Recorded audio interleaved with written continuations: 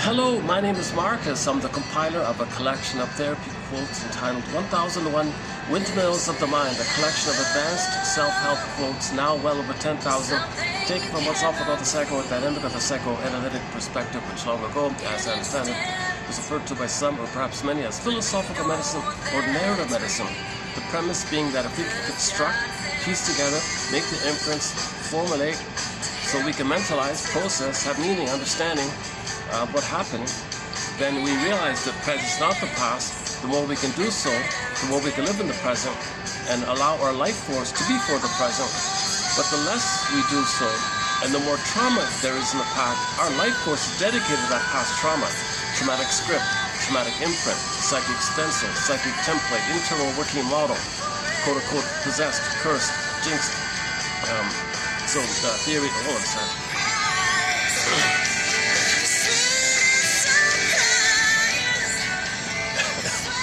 I keep all my little bloopers. A little under the weather. I won't be speaking as upbeat as I'd like to. But let's keep going here. Yeah. So the baby is born embodied. So part of the story is that part of our story is that we're born embodied, called our emerging self, our embodiment, our ensoulment, our sense of self, our ontological self, our feeling self, our home within self, the serene, inexhaustible fullness of being. We are meant to come from this sense of beingness called embodiment. A lot of people call it the soul. If you feel real and alive in the body, and there's like a flow, hum in the body, and your feelings come from the body. No one likes to say you are your body because your feelings are there. I feel wherever I am, but where are your feelings? In the body, so you are your body, he says. Just to emphasize the point, to make the link of feelings being in the body. And he also emphasizes the point that when there is trauma, there's soul fragmentation. That the energy is subdivided into three parts. Sort of the mind area, sort of the heart kind of area, and then the below kind of, the body, the embodiment kind of area. So this is symbolized in the Wizard of Oz. In trauma, we saw the fragmentation in the Wizard of Oz characters. Okay, so with trauma, okay, our ability to know what happened is fragmented. That's the scarecrow. Poor guy had no brain. Metaphor means we can't perceive, we can't know, we can't understand what happened to us. We can't know it. We're frazzled up like that. We can't think it. We can't perceive it. Baby's overwhelmed. His mind turned to straw kind of thing. Metaphorically speaking, means he can't handle it. The baby's too much excitation, too much stress. The baby would be a goner if he were to theoretically understand it, so he copes with it by blotting out, becoming numb, he can't think it, so the guy's got no brain, approximate way of saying it. Now, with trauma, of course, we don't want to know the loss of the heart, the feeling, the soul, the heart, the core. In the Greek myth, this core is on the field, earth opens up, she gets pulled down. This core means heart and soul. This core, the maiden, the princess, and this core, our heart, our soul got pulled down. So that's the Tin Man representing that. So Tin Man's got no heart like that. So we medical feeling, where's my heart, where's my beingness, where's my love, where's my sense of self, where's my affection, where's my tenderness, where's my sweetness, name of the song here, sweetness. Sweetest surprise would be when we get back our feelings. Okay, the Tin Man and the scarecrow being like that, soul fragmentation, the byproduct, of course, we're going to feel disembodied. Disenchanted in the body, Lowen calls it. That's a cowardly lion one. So Lowen, on YouTube I saw there, Lowen had like a sketch of a human, and he divided it into three parts. With trauma, there's a disconnect between the energy around the head area and the energy around the heart, throat, heart kind of area, and energy around the pelvic kind of area and below, like the legs and all that. So kind of three energy kind of things like that. So that corresponds to the fairy tale, right?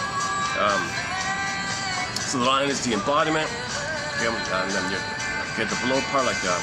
You know, the below, that's your embodiment. That's where you can dance. That's where joy is. That's where you feel the spring and aliveness. You need that embodiment area. And the healthy movement and the flow of your movement comes from your embodiment. The lion is really key like that. But it's connected to the heart. It's connected to the heart, and it's connected to the mind like that. And the mind kind of just serves the heart and the embodiment. So the heart and the embodiment can be together, and then the ego serves the heart. So the masculine serves the feminine, hence the phrase made in king. So your doing comes from a being. So the heart and the body together would be like your beingness, your ontological self, and your ego would kind of serve it. So you'd be in touch with your ontological self, your sense of self, your feeling self, ethics, morality, virtue, love, affection, tenderness, creativity, you'd feel all that, and you'd act and you express in some kind of form with your ego like that. That's a natural state of it. So our doing comes from the being, made in king. Okay, so sun and moon, yang and yin. Okay, so the yin is like the moon, the dark part of the Tai Chi symbol, the yin yang symbol, the dark part, the black part. Okay, that represents the moon, the beingness. Okay, the beingness, this powerful stillness of the beingness, right? So this beingness means our sense of self, our beingness of home within, this calm kind of being. Metaphor for the beingness like quality. And from there we do the doing, the sun part. So moon and sun, night and day, okay, and then yin and yang, or being and doing.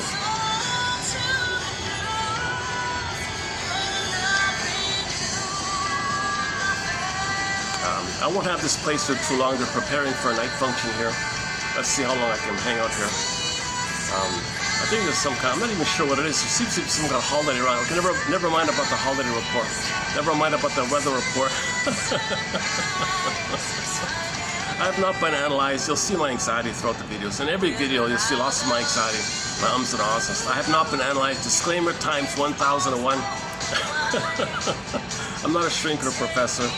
I'm not a psychiatrist or counselor or psychotherapist or dream interpreter. I don't have any kind of training in counseling or therapy. I've never been a counselor like that. So I have not even been analyzed myself. I keep reading about it. So I played Joni Mitchell's song, This Flight Tonight. First chance I get, I'll go on this flight tonight and do a full analysis, find my blind spots. Find that story, construct the story, line up the three. Do what Dorothy did, be like Dorothy. So therapy means be like Dorothy. So Dorothy's a symbol of the energetic energy going on with them. As we on the surface try to understand her story, Emily Dickinson, I have lantern in search of myself. So you gotta be a detective, you gotta have a lantern, be a detective like that. So you make inferences, you look for patterns, you look for transference acting out, you look for symbolic acting out, you look for projections, you look for identification with the aggressor, and then how you repeat. So you look at those kind of things. As you're doing that kind of building your story, constructing your story, because we repeat to get the story. We don't remember, so we repeat in an attempt to get the story. So as we're consciously getting our story, it's kind of like within. We live in two worlds. In the conscious world, as we're doing that detective work, with them, there's a kind of a Dorothy, metaphorical Dorothy, a civilization of the energetic spirit that's trying to line the three up. So inwardly, we live in two worlds. In the inside world, in this invisible, unconscious, primary mentation world, in the mind somewhere, in the body, mind somewhere, we don't see it, nobody sees it. It's called primary mentation, primary process thinking, the dream world. So myths and fairy tales represent that. Never, never land. Any kind of world where there's no time, no space, things can flip-flop and shape-shift. There's no logic like that. In that kind of world, there's a Dorothy in there trying to bring the three together, trying to line them up. Okay, similar to Snow White befriending the dwarves. The dwarves were mining up information. They were miners, they would mine up information. So we want to mine up and get the story. So Dorothy, it's just variations of the theme. So Snow White would befriend the dwarves, and the dwarves would help her. Okay, that kind of thing. So Dorothy would befriend those three, and they would help her like that. So you want to get them all lined up. So the beginning of that story, they were fragmented, right? And she brought it together, and they were all skipping along the yellow brick road fund. They were all together like that at the end. So you want to bring it together. You want to line up. You want to line up the energies from mind, heart, and body. You want body, heart, and mind, heart, and body that can flow with the meridians, energetic flows like that. Acupuncture, they call them meridians, I think. Energy flows like that. So I'm just starting in a little bit on Mr. Lowen's work about this kind of area about the body energy systems. It's kind of out of my zone. I never studied this kind of thing, bioenergetics or that kind of thing. But we posted a few quotes already on it, and I put a pause on it just to give me a break, and I'll pick up on Mr. Lowen's work a little bit later on. So stay tuned. In this video, I want to do a preview of a topic we don't really cover here. Before I get on that part, let's finish up with Dorothy here. So Dorothy says at the end of the film, there's no place like home, right? So the home is the embodiment, the sense of home. So we see the two worlds. She's in Kansas and she's in Oz. So the Oz land is like the unconscious, and the land on the surface is like the conscious, right? So you see the two worlds, the regular mundane world, it was in black and white, then you see the colorful underworld like that. So you live in two worlds. That's a common motif in the fairy tales. Even that Eat, Pray, Love film is black and white at first, went to the 3 countries like that, and came back to the... So you have your home, you lose it, you want to get it back. So the hero's journey, or this second journey, will be symbolized, metaphorized by being in one place.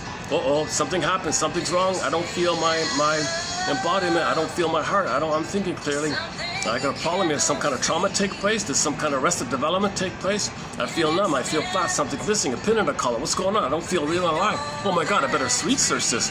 Well, you gotta go in the labyrinth, you gotta go into this other world. So in the Dorothea one, it'd be like the dream metaphor would be like, there was a tornado, she went down a tube or something. Similar thing.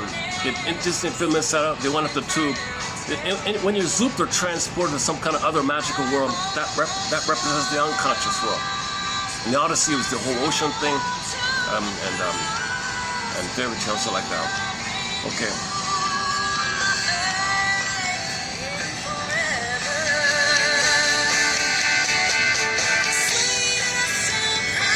Let me just take a quick break.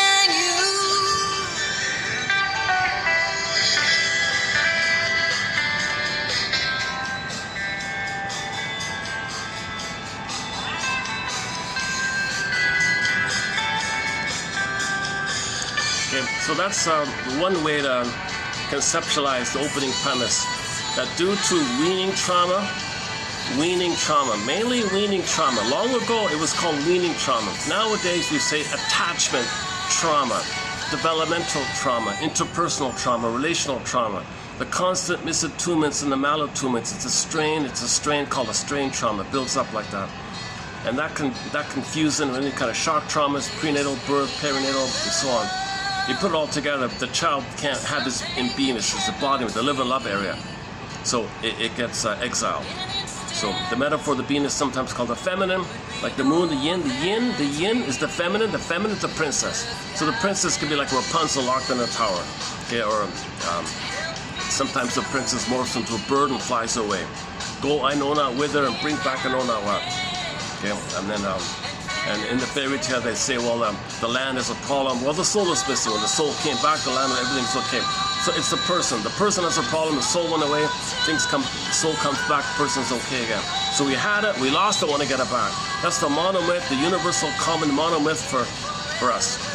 That most people, it seems, for the past, whatever it is, somewhere between 5,000 and 10,000 years ago, babies are being traumatized. Right at birth, right at the get-go, babies are being traumatized. And the acceleration of this phenomenon was the desire to plunder and pillage on full scale. So mothers would put on their back to traumatize the baby. So they would remove the natural birthing process. They made some excuse, of course. And that's the whole topic about that kind of outer area like that. As above, so below. So, yeah, let's not do that part today. Although I did see a new episode of The Twilight Zone that I'm hesitant to talk about. But I don't really cover those kind of topics. But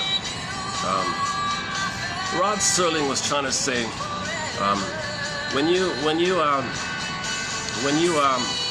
you're overlooking something basic.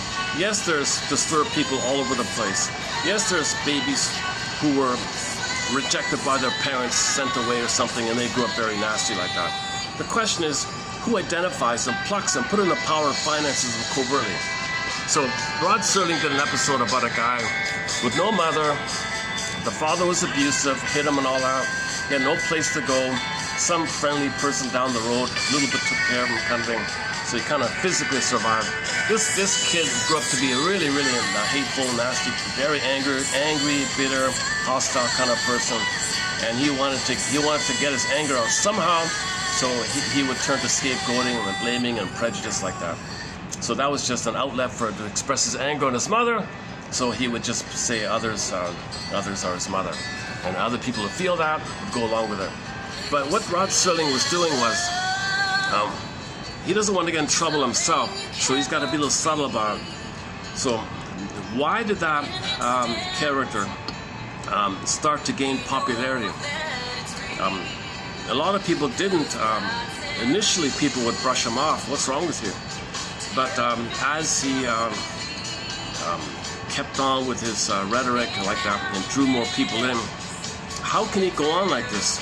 Well, mysteriously, there was a backer, a financial backer. Mysteriously, some shadowy, unknown source of money came to him. And he started getting inflated by this. Otherwise, it wouldn't have happened. It wouldn't have happened. So Rod Serling was kind of trying to make that point subtly. Okay, long story short, it didn't follow through, kind of thing. But, and the Twilight Zone did another similar kind of, similar theme like this. About the puppet dictators kind of idea, these nasty puppet dictators. Okay, there was another Twilight Zone where it was a time travel thing, and the lady went back in time to stop one of these, dictator types, right? So she succeeded, but the moment she succeeded, within 5 minutes, the backers found another one. It didn't make a difference. So in that episode, they were trying to say, who cares? Puppets are puppets. One not there, pick another one. There's a lot of traumatized babies we can finance and support. So he tried to make that point about the puppet idea. He just wanted to acknowledge that a lot of these characters are puppets, right? And this one I just saw yesterday, starring a very famous actor, by the way, when he was very young like that. They were trying to say, well, these kind of characters don't exist without the backers. So all of your focus is on the puppet dictator, and no one ever talks about who covertly finances behind the scenes like that. Where's the dark money, the black money, the shadow? Who's financing us invisibly? And meanwhile, you idolize those people who put that in like that. So he kind of subtly wanted to make that point. And I think in the comment section, someone said, in real life, people try to oppose that, but they got in trouble like that. So Rod Serling, I think he tried his best. Almost a year ago, they put up a statue in his hometown. There's now a very good statue. They did a very nice job, the sculpturist guy. There's a very good statue of Rod Serling in his hometown, put up somewhere in New York somewhere. They did a good job. I'd like to visit I would like to visit myself. It's a nice statue like that, just to pay tribute to Rod Serling. He did a great job. He had a low budget. And he managed to put out some interesting stories, sort of ahead of his time like that. I think he was inspired by the One Step Beyond and the Next Step Beyond shows. So the Twilight Zone just means unconscious. One of his lines is, these things happen in the Twilight Zone. So one guy was a mama's boy. He was living in the past, tied to his mother, clutching and loyal to his mother, couldn't love any women because he was married to his mother. So he was living in the past like that. And he went on about that. These things happen in the Twilight Zone, in the unconscious.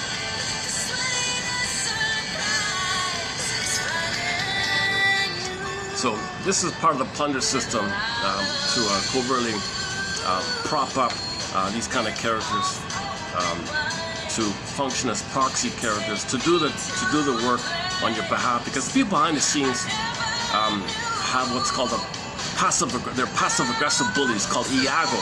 Iago is a passive-aggressive bully. He needs others to be over-bullies, and it's very easy to find these over-bullies. They're kind of a dime a dozen like that. And actually, that ties into the preview I want to do today a little bit. I'm kind of getting a little bit out of my zone here today here.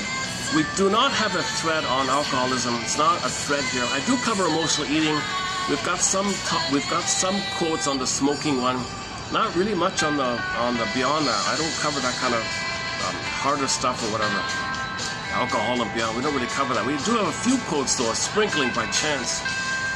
And I came across one guy's book, an older book from the 70s or 80s. It seems he was a little well-known counselor. He was a counselor at a rehab place for alcoholic people.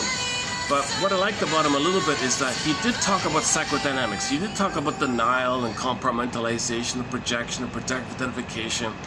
He kind of talked, he did include some psychodynamics. So on that point, I want to include some of his quotes. So his name's Gary Forrest.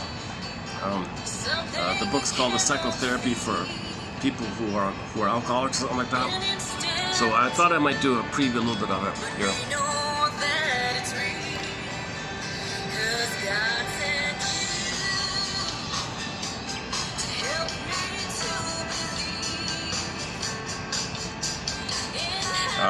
Plus, it gives you some understanding about people who are addicted to it. So he says people might be psychologically addicted. That's one thing. But when it goes into the tissue, they call it tissue addiction. I'm learning some new terms here by this guy here. So when it becomes tissue-ish, I mean like primary in the brain, now it's like a brain thing. Whereas first it's psychological, you can catch it in the psychological place. But if it crosses over to the brain barrier kind of thing, now you're kind of, your whole physiology is dependent on it. So he would call it. So there's a whole classification of different types of boozers. So some can manage it, some can't. Some are called primary, some are called secondary, some are called alpha, some are called beta, some are called gamma, some are called delta. I don't know. I didn't look carefully into the quote-unquote differential diagnosis. Gotta skip that chapter. I don't want to get into too much in the details of this kind of thing. I just want to focus on the psychodynamics that he's identified by other authors. So, like other authors, it's an oral fixation we recently talked about. It's weaning trauma. It's lack of symbiosis. Okay, so the oneness with the mother was missing. That blissful time, that sweet time with the mother was missing. So how do you search for that? It's missing. You gotta have that. So you synthetically or symbolically try to recreate that. It doesn't work by symbolic acting out, transferring that. Something can stand in for the mother. Something can stand in for the breast mother. So food is there, drink is there. So you reach for it. It disappoints. But for the moment. You get the fantasies of oneness, you get the chemistry of it all, and you feel a little better for the moment. But you still have that deep existential trauma, or a developmental trauma, where you didn't get that blissful time with the mother. So you're still scooping for it, disappointed. So jocose, morose, bellicose, comatose. So that's Berger's one there. Okay, Ullman and Paul talk a lot about the fantasies. If the breast is missing, find something to just pretend, imaginally, it could be the breast, but it's not. The purpose is to function as an ATM, an addictive trigger mechanism. So the person would, the boozer would look for the beer bottle, whatever. We're talking about people who are out of control. They don't just want to, they're not emotional drinkers. So the ones in control, they call them emotional drinkers. They take one or two wine, it's fine, or it's a social thing, it's fine. Like that. Those are kind of in the manageable area. But there are people who deliberately, purposely, on purpose, only want to get wasted or blasted or whatever. We're talking about that kind of more severe one. Although the social ones can become that, but usually maybe not, right? Okay, this is not really in our interest here. I'm just kind of relaying a little bit by Mr. Forrest here. It's an older book, so keep that in mind. 30% or 50% of what you're going to hear in this video is wrong. It's up to you to figure out which 50% is wrong. I'm not a counselor like that. Okay, let's just pick up on Ullman and Paul for a second. Ullman and Paul have an excellent book called Narcissus in Wonderland. They have a thing called ersatz self-objects, functioning as ATMs to give you fantasies of blissful oneness with the mother, which then gives you the chemistry the good feeling of the oneness that you were missing. It's a pathological regression, and you're dependent on it. And you become addicted to the chemistry from the fantasies. But how do you get the fantasies? How do you get the fantasies, they say? You need something to trigger it. So the wine, or the cigarette, or the cookie, or whatever, triggers it. It functions as an ersatz self-object.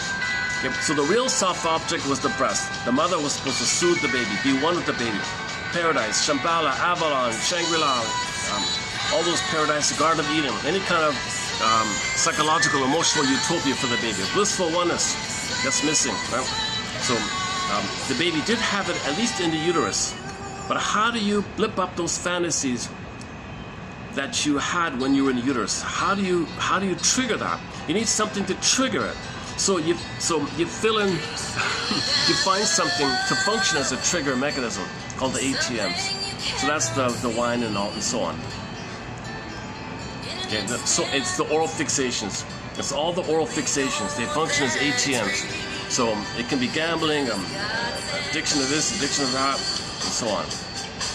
Including emotional eating, smoking, of course, is in there. Drinking, of course, eating's the big one. Even attitudes like demanding attitudes, addiction to perfection, addiction to negative emotions, even addiction to all or nothing thinking, jungle slogan thinking, either or thinking, adversarial thinking, prejudice, addiction to prejudice. That's oral fixation. And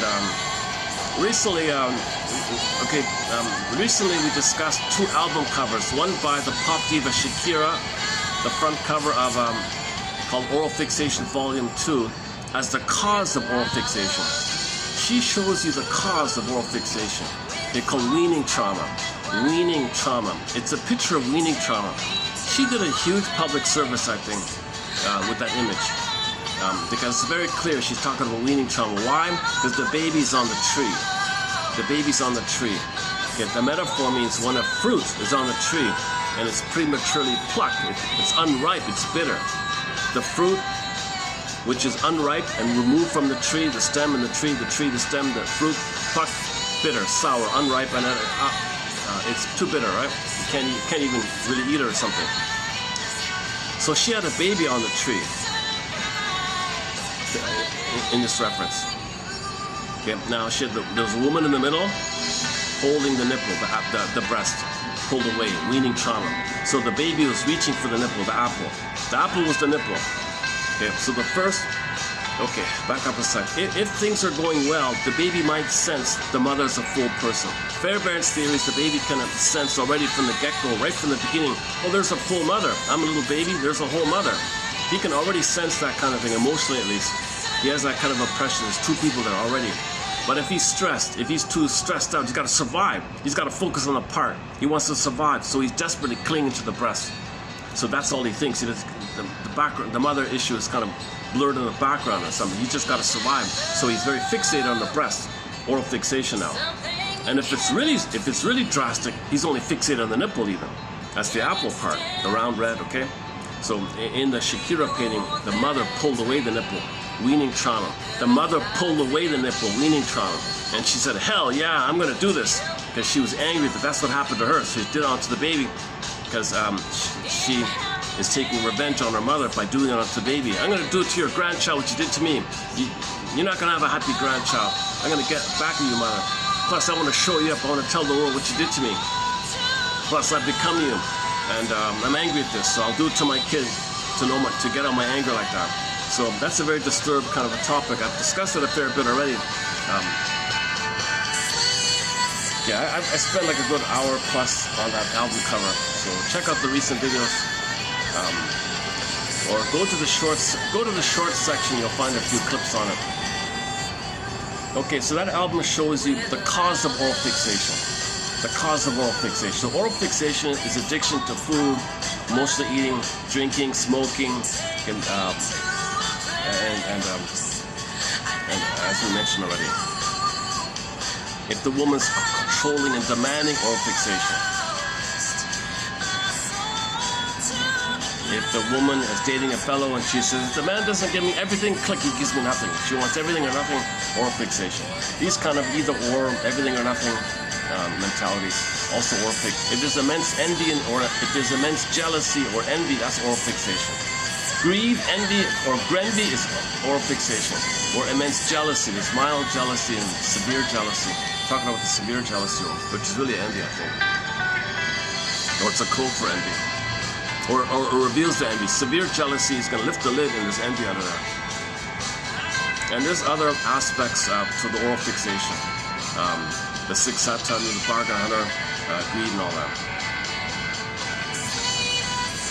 Now, pill takers, of course, any pill taker, that's oral fixation. If there's any kind of pill taking going on, that's oral fixation. Most of the time, there may be little exceptions, I don't know. But most of the time, it's going to be like that. Yeah, if a healthy person had an accident, then he's psychologically healthy. Just a transitional thing, maybe it's different. But generally speaking, pill takers, people who depend on pills, that's the oral fixation. Because they got a psychosomatic pain. You see, all the pain and the rage of the mother goes in the body, now they got pain, and they want to numb the pain of the weaning trauma with the mother. The anger at the mother goes in on the body, get a symptom. The pain is the cry to the mother. The pain, that severe pain, is the cry to the mother. The body bears the burden, get a pain from the symptom. Now you want to numb the pain. So you don't address the cause. You don't mourn the loss. You don't mourn that your mother didn't love you. You don't identify that your mother didn't love you. The greatest hurt of all, mother failed me. She betrayed me. You don't touch that. Your soul isn't touched like that. You don't face the soul issue. You don't go into the labyrinth. Right? You just kind of want to numb the pain or regress to blissful fantasies and uterus like that. So that's oral fixation, where you're so frozen at that place where mother didn't meet your needs like that. Oh, I love it when there's holidays around here. Oh my God. Man, oh man, I didn't even know it was a holiday today. Let me take another perspiration break here also.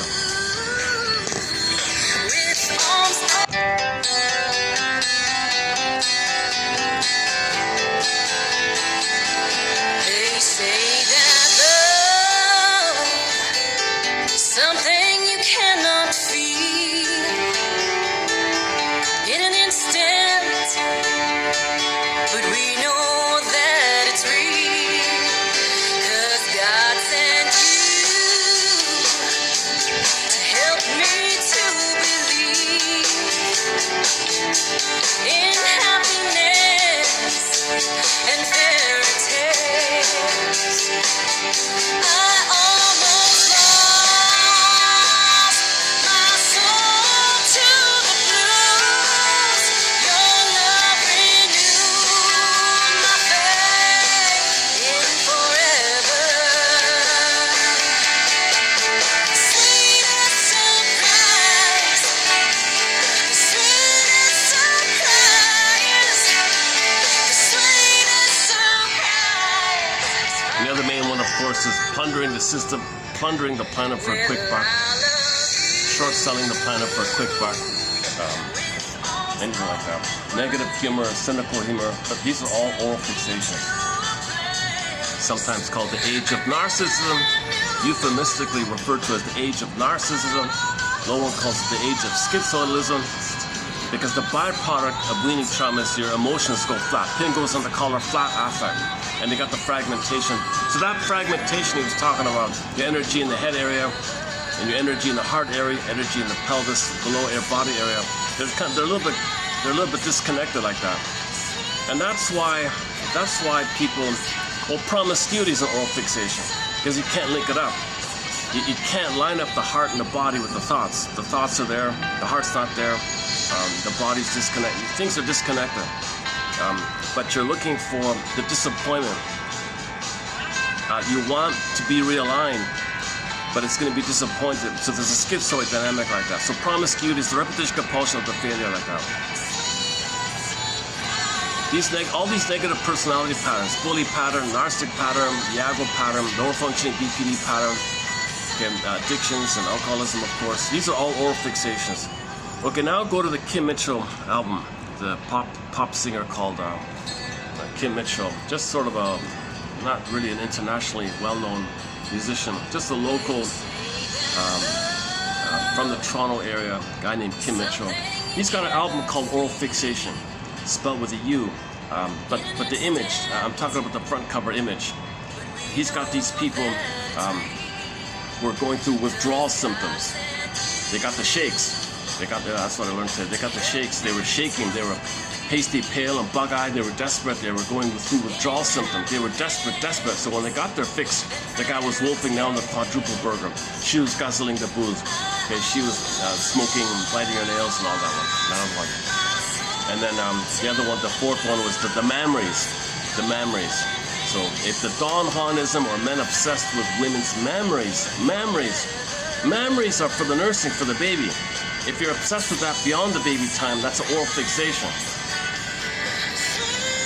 So go to the Kim Mitchell front cover album. They got the memories above and the characters below, because the baby's below and the mother's above. So they can't get the memories. So they look for symbols of the memories. Okay, the food, the drinking, the smoking, etc. And they're disappointed. Yeah, that's called symbolic acting out. At ATM, addictive trigger mechanism, get the fantasy. So they're dependent on it. They become dependent on it, okay, for a variety of reasons. Okay.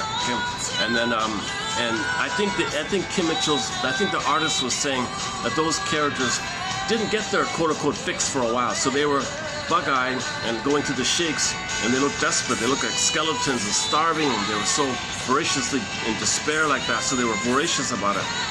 So I think they wanted to imply the link between addiction and oral fixation due to weaning trauma. So Shakira's album shows you weaning trauma. Mitchell's album shows you the examples or the symptoms of oral fixations. Okay, and then and plus how they're addictive by the way they looked like that.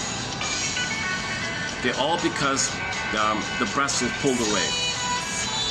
So in the Shakira one, the breast is pulled away. In the Mitchell one, the breasts are just there because now you're obsessed with it. You're fixated on it. Like that. That was an interesting discussion about those two albums. We covered a lot of ground there. So now, about the lady doing the drinking, this video here, we'll talk a little bit about it by Mr. Forrest here.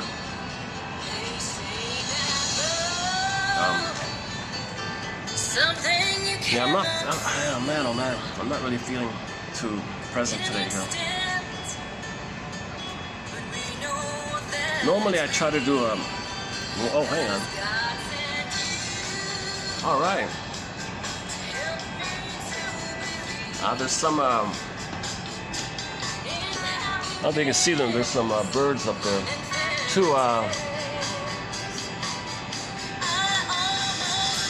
Two large to winged birds. Oh yeah, they're like cranes or something. Oh, look at them, yeah. Look at them soar and fly, yeah.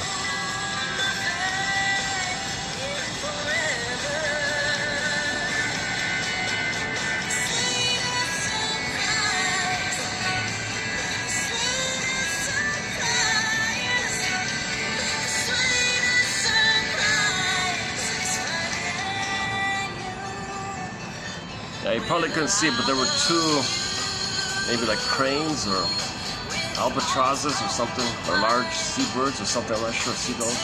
No, they're not seagulls. They're much larger. Not sure what they are. Okay. Yeah, so I normally cover the stingers and the clingers and oh man, and some of the defense mechanisms. And so if you check out any of the previous videos, usually there's a 1 to 2 hour overview of some of the core points. We discussed the Faustian deal, the Faustian bargain, the Faustian pact called identification with aggressor. That's a key one there. We talk about repetition compulsion, Edmund Burke's theory about the 45 record, how we repeat. So we're always living in the present, just to replay the past. You okay here?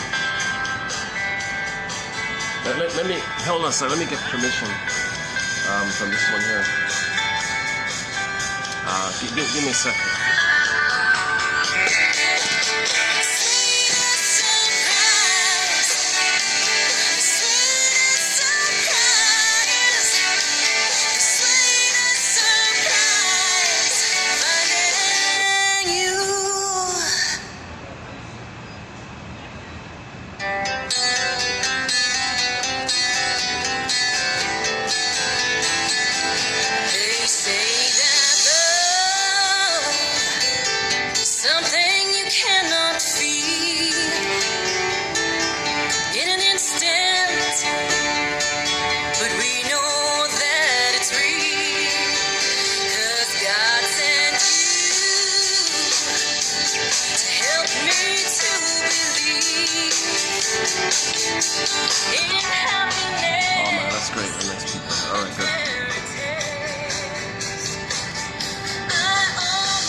Okay, let's jump into Mr. Yeah, so, and other key parts of the introductory material. So let's stop the music here. So let's pull up the Mr. Forrest quotes here.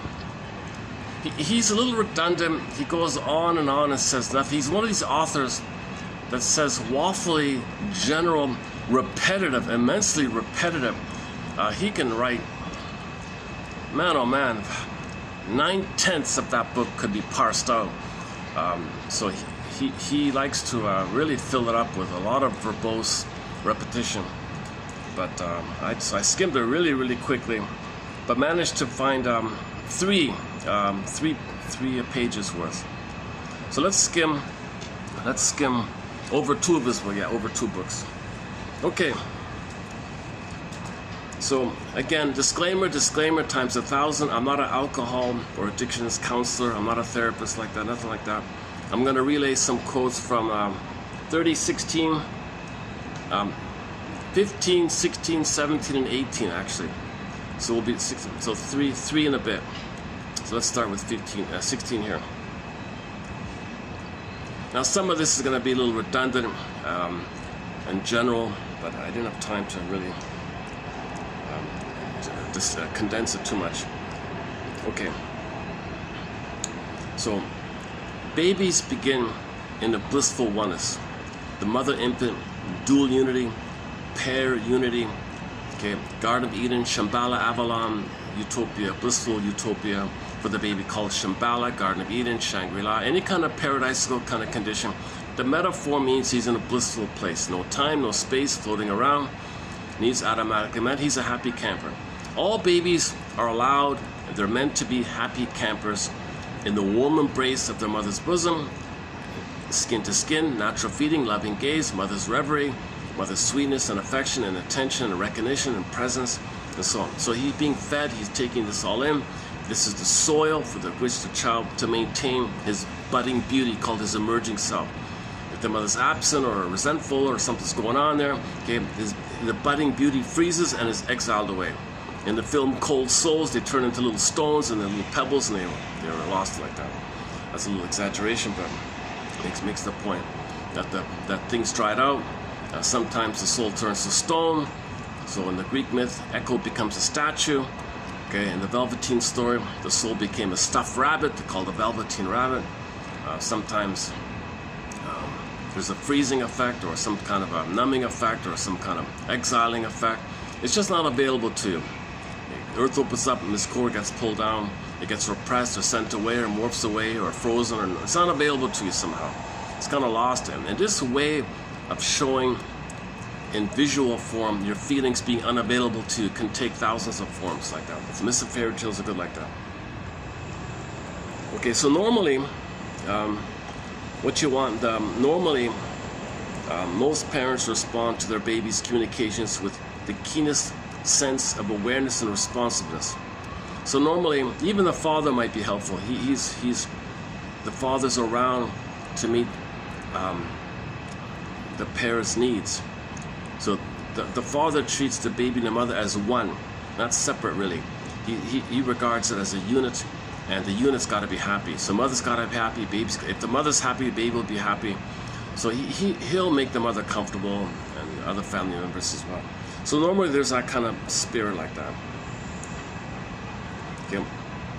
So this is a nurturing kind of thing, rhythm of safety, sweetness, a symbiotic mother-infant relationship. The healthy mother-infant relationship is symbiotic. Okay, it's 2 as 1 kind of thing. Okay, called non-differentiation, undifferentiation. The baby doesn't know where he begins and ends, where the mother begins and ends. The mother allows that.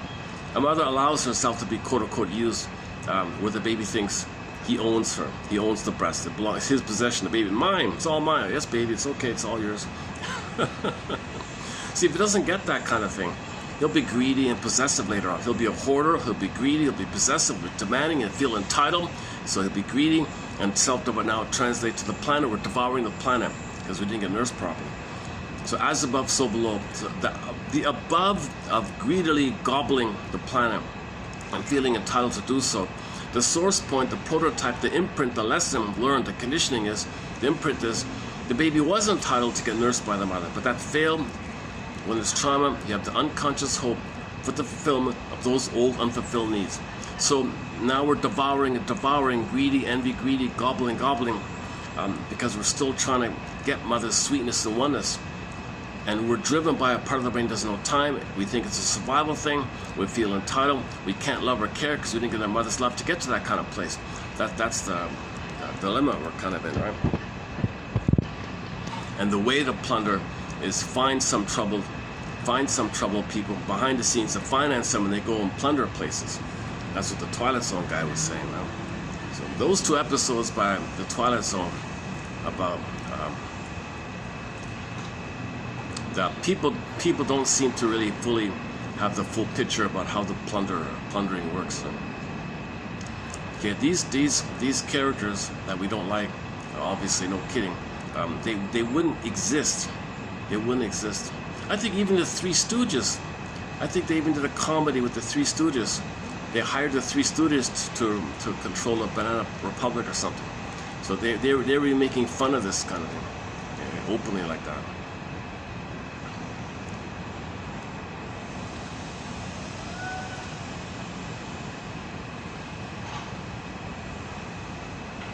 But this has been going on for somewhere between 5,000 and 10,000 years ago due to the mismanagement of our discoveries. Okay, so an accident took place. We didn't understand ourselves with how we felt by our discoveries. It's like we won the lottery, we freaked out, and we wanted more. And we've been in this more kind of place ever since. And now we're seeing all kind of hostility and envy about it, So if the baby didn't get nourished, well, we destroyed the nourishment on the planet. Okay, robbing the soil of nourishment that's a reflection of the inner state, the memory that we were not nourished. So we become the depriver and deprive the planet, deprive others. Okay, as above, so below. Mother polluted us, so we pollute the planet as a reflection of mother polluted us. If the mother's angry and hostile, okay, the wicked queen has the comb, the poison comb, that's the toxic thoughts called pollution, like that. Or the stress in the breast milk, the poison apple. Or the rough handling of the laces. So that's quote unquote polluted, psychologically, emotionally polluted. So you identify with in severe trauma, you identify with the aggressor and live on the planet as a reflection of the imprint, as above, so below. So people who pollute, I was polluted. Some baby felt his home was plundered and pillaged, they become pillagers and plunderers to reflect the mother plundered their home. Babies have a home called embodiment. That's their inner home. If that's taken away, they identify with the aggressor and plunder other places. So that's and then among that camp, the most traumatized, got to plan this so they go in the shadows, kind of thing, and finance others to do that. So it's not like I'm not trying to focus on any kind of particular thing. It's like trying to understand the dynamic of trauma and how as above, so below works. And that's a huge topic. It takes 7.5 hours to run through the as above, so below topic. Go to 2725, part 3 of 3. It's over there. It's about it's over a year old, that one. I've been procrastinating on updating it because there's some new points to add to it. But maybe the newest point is that Twilight Zone episode about the image of Iago doesn't care which bully does the bullying, so they're interchangeable, they don't care. But B, Iago has to covertly finance them in a shadowy way, and no one knows where the money's coming from, kind of thing. And that's what that episode it's season 4 in the, what's it called again? Go to season 4. He Lives. The episode's called He Lives. Is that right? Just saw it yesterday. I didn't know this, but season 4 of the Twilight Zone, they're 1-hour episodes. They're much longer.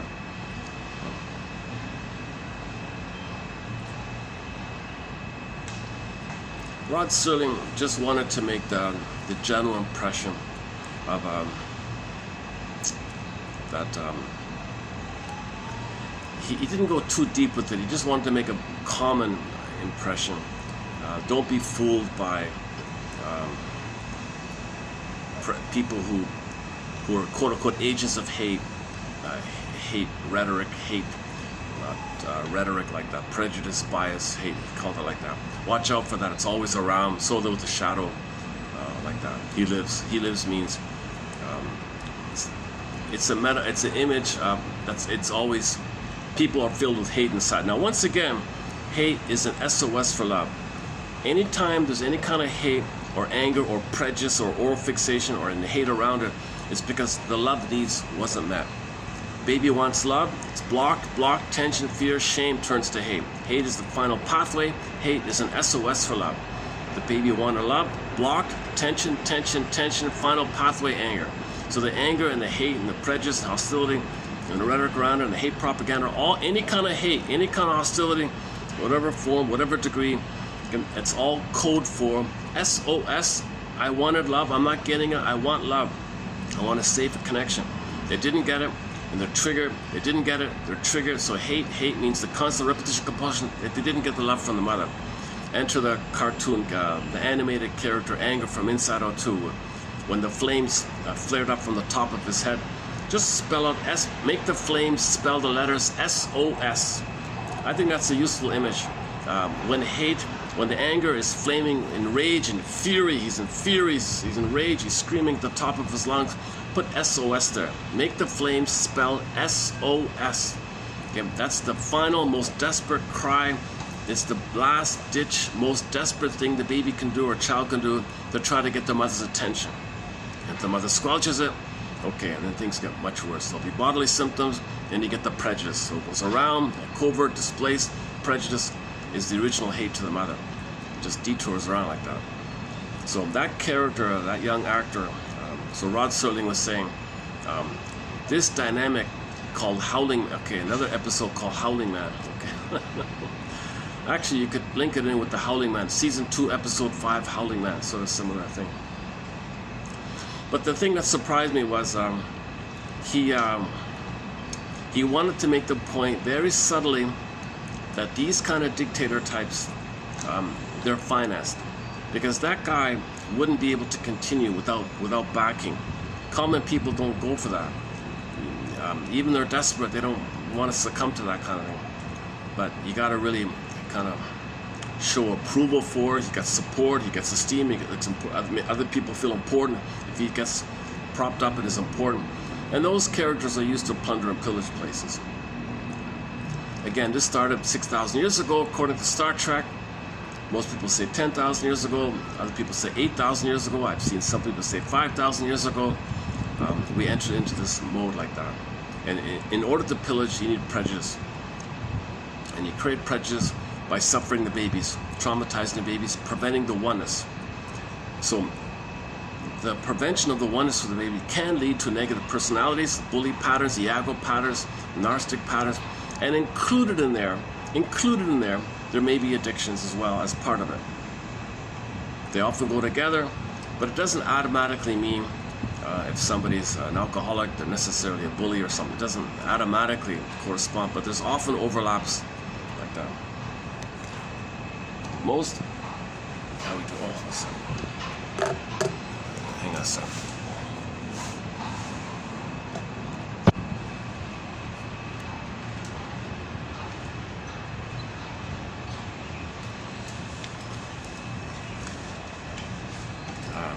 Okay, let me settle in here. Okay, again, so I'm reading from 3016, or just get his book directly. Most parents respond to their babies' communications with the keenest sense of awareness and responsiveness. This seems to be particularly true with regard to the totally nurturing, symbiotic mother-infant relationship. The healthy mother-infant relationship is characteristically very symbiotic, oneness, fusion, merging, blissful oneness. Baby's in a state of blissful oneness. The mother allows herself to function as a self-object for the baby, a symbiotic object for the baby. She allows that. She's okay with that. She's big enough. She's generous. She's generous enough to allow that. Oh my God, she's a mother. That's what mothering. So, at the essence of mothering. So, pretty much is there, I think, in the first phase. And there's a kind of a flow. There's a flow between the two. Okay, now people with alcoholism didn't get it. They didn't get that symbiotic stage. They were prematurely ejected out of the mother-infant dual unity. That could be the bully pattern and the alcoholic pattern and so on. So a lot of disturbances take place right off the bat if that oneness is missing, including according to this one here, the alcoholism. Alcoholics have not experienced. Okay, again, we're talking about people who drink to get blasted, not just to calm down and be on their way. We're talking about the so-called gamma, or the primary or the gamma. I'm not really sure yet. The worst of the worst, put it that way. The most the harmful ones, the dangerous ones, to self and others. Okay, so these alcoholics have not experienced, or just in general, alcoholics have not experienced a healthy symbiotic fusion and closeness with the mother. So they probably were not breastfed. They were not held, no skin to skin, towels, no skin to skin. Maybe a nanny was there, a plastic bottle was there, that can do it, that'll do it. Some others say, I want to look sexy. I want to control, I want to use seduction as power. All the men at the office go gaga goo goo, oral fixation. They have an oral fixation. So she wants to control the men as self-defense, to control the men. Because all men are mother, and mother hurt her, so she transfers the mother onto all men, thinks all men are dangerous. She wants to control the men. How does a woman control the men? Well, seduction as power. All baby boys are imprinted onto the mother, so women will remind men of the mother. So just the act of seeing a woman, if she looks alluring and seductive in any way, they'll spellbound, they're transfixed, the imprint is they're flared up. So if the woman exaggerates it by not breastfeeding the kid, jiggling the mammaries to the fellows of the office, they go gaga goo goo, then she controls them. They're spellbound, they do what they want. She says do this, they jump and do everything she wants. She controls them. That's her sense of self-defense, her sense of protection, her sense of power. Seduction is power. All those books. That's just one example of it. Intimacy and consensual validation are distorted in highly anxious other infant relationships. Yeah, that's called the insecure attachment style, reactive, disorganized, disassociative, unformulated, too anxious, preoccupied, avoidant. Okay, it's called the traumatic attachment. Okay, whatever form it takes, it's a trauma bond. And man, oh man, that's the problem. And the weaning trauma can call the trauma bond. Weaning trauma is a trauma bond because the weaning trauma is a trauma. Now you're connected to the trauma. Now the pain is mother. Now you're going to be unhappy because that's your only tie to the mother. That's your only hope with the mother. That's your only link to the mother, is to be unhappy. Now you don't want to know this. It's too painful to know this, so you cloak it over with the camouflage called pseudo-aggression, called confession to the lesser crime. Okay, so that's the rescue station where you do something dysfunctional. You're going to be active and active. Oh, what's that?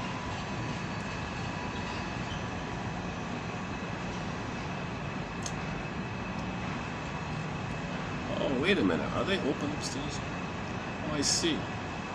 Oh, maybe they're open upstairs. Oh, is that the party? You know, the waitress said, it's just set up. There might not, maybe there isn't a party. I might be able to stay here a little longer. Maybe I misunderstood. If a group starts pouring in, I'm going to leave and maybe go to the downstairs park. Let's see.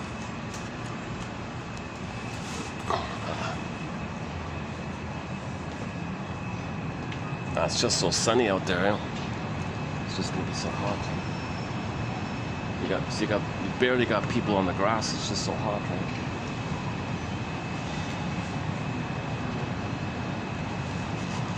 Actually, it's not bad. Yeah, it's not too bad.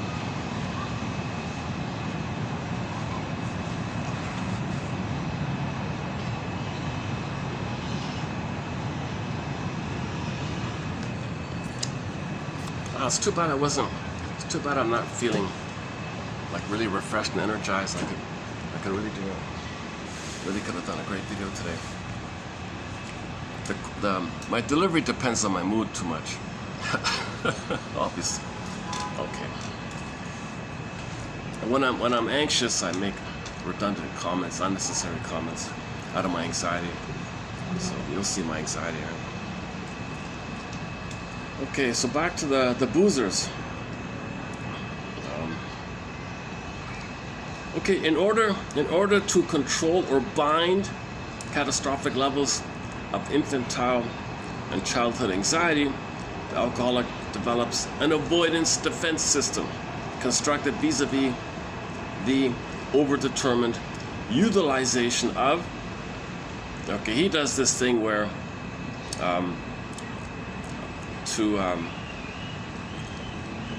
you overemphasize the following: denial.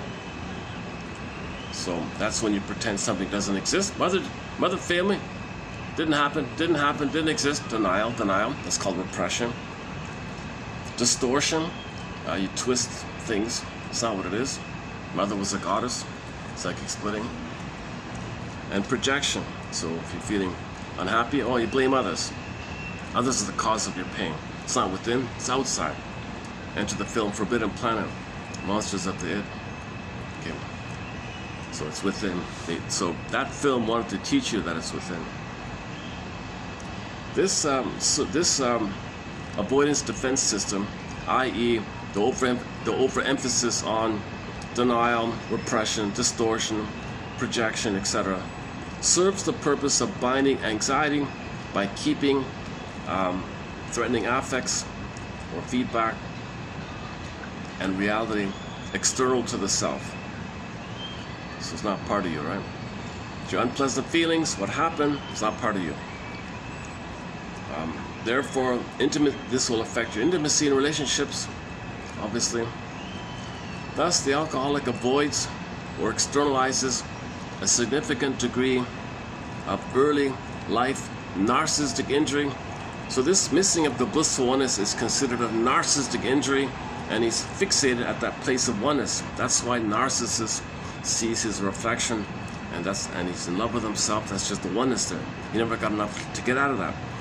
In that myth of Narcissus, he's waiting for Mother to appear, to see him, so he can be seen by her, and he was seen by someone who saw him, then he can differentiate, because the Mother was there. Mother never appeared, so he's in that archaic place. That's a narcissistic injury, to not get your narcissistic needs met. The narcissistic need is, Mother sees how wonderful, Mother says how wonderful you are, look at you, you're awesome, I see you, I accept you, you're great. Oh, you see me, I'm great, yes, I see you, you're great. That's a narcissistic need. Baby thinks king and a god. Mother says, yes, you're a king and a god. Mother allows that kind of... she goes along with the child's need to believe he owns the world. He's the king, he's a god. Oh, you're a wonderful baby king god. Oh, thank you. Oh, I know, that's true. What else? Tell me something I don't know. What else is... you didn't get that admiration by the mother, this delight from the mother. You didn't get that kind of feedback from the mother called mirroring.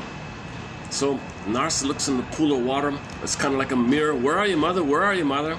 Meanwhile, he's still in the archaic place where it's just himself, and the Mother's him. But when's Mother going to look at him? He's still at the earlier place where Mother's just him. Similar to the Queen in the mirror idea.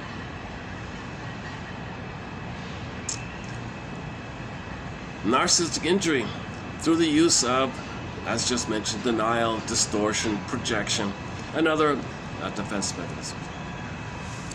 Alcoholics also repress and suppress the many painful realities of their childhood.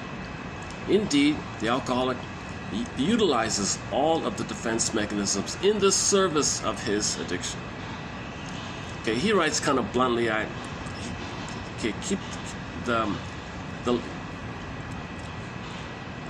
keep in mind, he was writing in the 60s or 70s, or I forgot, or was it the 80s? His writing style is kind of not too user-friendly, I guess. But it's meant for counselors, I guess. Or he said it's for the general public, didn't he? No, my book is for the general public. I think you said that.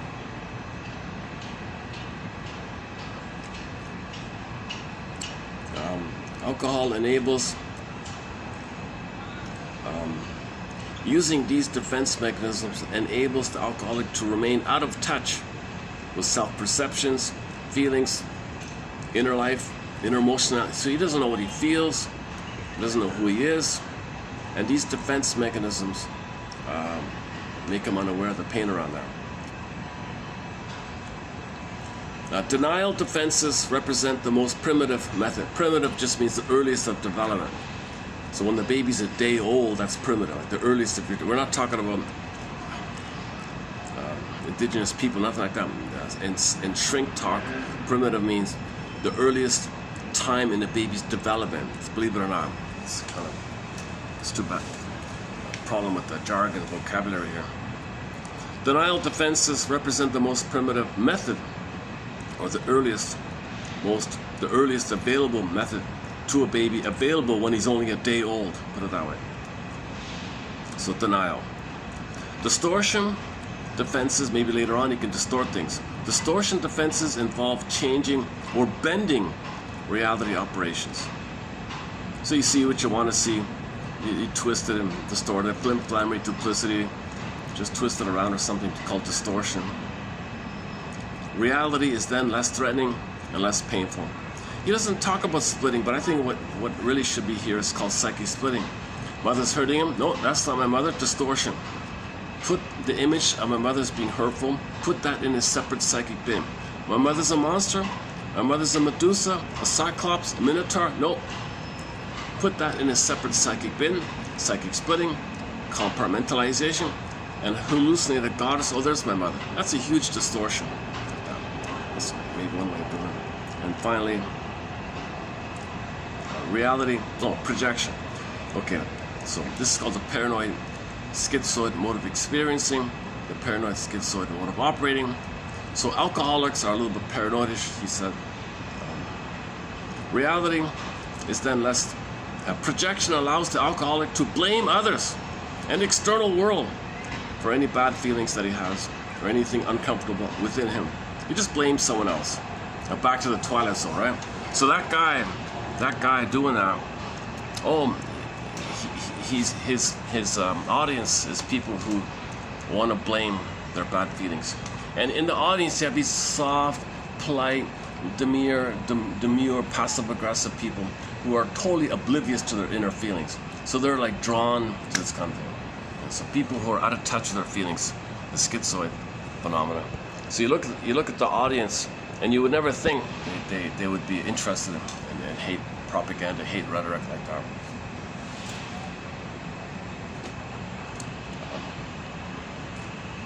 So anybody who doesn't want to look within, so it's called scapegoating. Blame someone for how you feel. Don't blame your mother, no, blame someone else. So that then you don't have to face the pain of admitting that your mother failed you and hurt you. It's too hard to do that, right? Okay, Shrink's view. Alcoholism in general as an oral fixation. Okay, back to the Kim Mitchell album cover, oral fixation.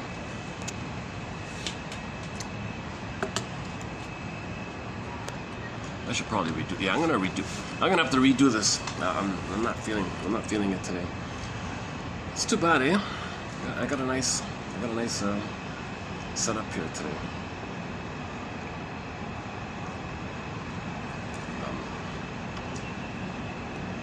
Depends on who's staff. Depends on the staff. Okay. The alcoholic cannot function. The alcoholic cannot function alcoholically in the absence of his or her involvement with an alcoholic interpersonal network. Okay, so the environment affects you, the network affects you, of course. The alcoholic interpersonal network shapes the alcoholic's beliefs, attitudes, feelings, behaviors, values, cognitions, and lifestyle. So can he leave that scene? Can he leave that kind of scene? But it's familiar to him, all of his. So it's going to reinforce. So the environment is going to reinforce it, just like he said if the child grows up in the hood or in the play Elvis Presley's In the Ghetto, if the child grows up in the ghetto or if the child grows up with alcoholic parents, that environment, it'll increase the chances of that child becoming alcoholic if the parents are alcoholic. So the environment obviously is a factor. He calls it the interpersonal network. Okay, alcoholics are afraid of their feelings and inner conflicts. Yet they destroy themselves psychologically, physically, by avoiding the reality of their inner life. So they act out. Acting out is a defense against inner intimacy, inner connection to yourself, inner relating to others, feelings, etc. These factors contribute to the alcoholic's impaired capacity for forming healthy, loving attachments with others. The spouse and family of the alcoholic are devastated when they find this out. They cannot understand the grandiose, impulsive, self-centered, iconoclastic, and cavalier behaviors and attitudes of the alcoholic.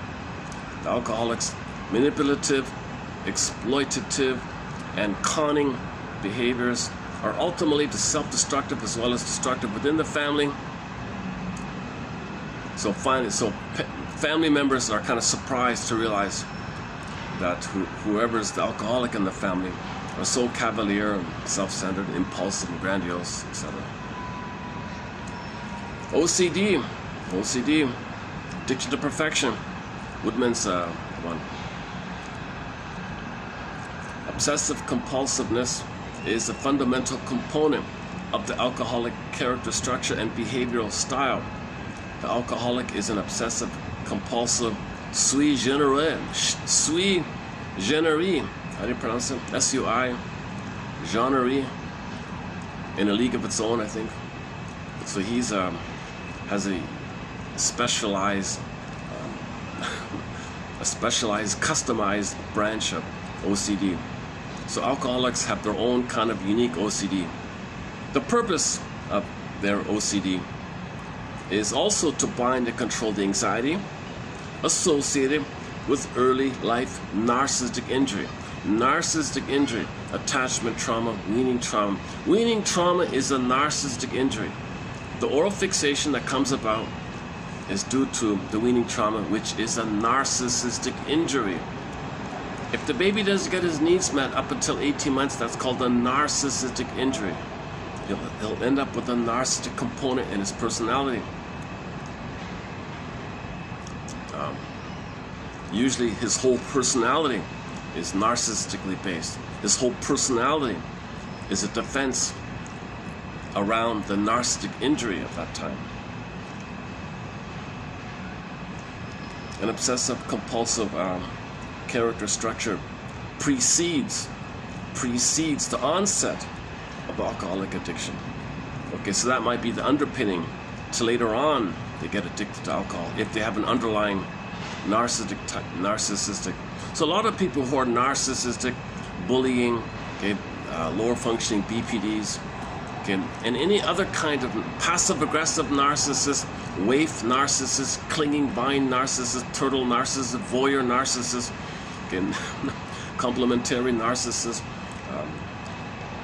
There's another one in there. Of course, the Don Juanism as well. Of course, they're all vulnerable and susceptible to addiction, alcoholic addiction, smoking addiction. According to this here. This style of adjustment is characterized by frugality, perfectionism, rigidity, stubbornness. Okay, so if they're stubborn kind of characters, stingy, maybe they're too frugal or something. We'll see. Yeah, it's true. If you notice OCD freaks, OCD control freaks, they do smoke and drink. It does seem to fit, right? Not all of them. Okay, Mr.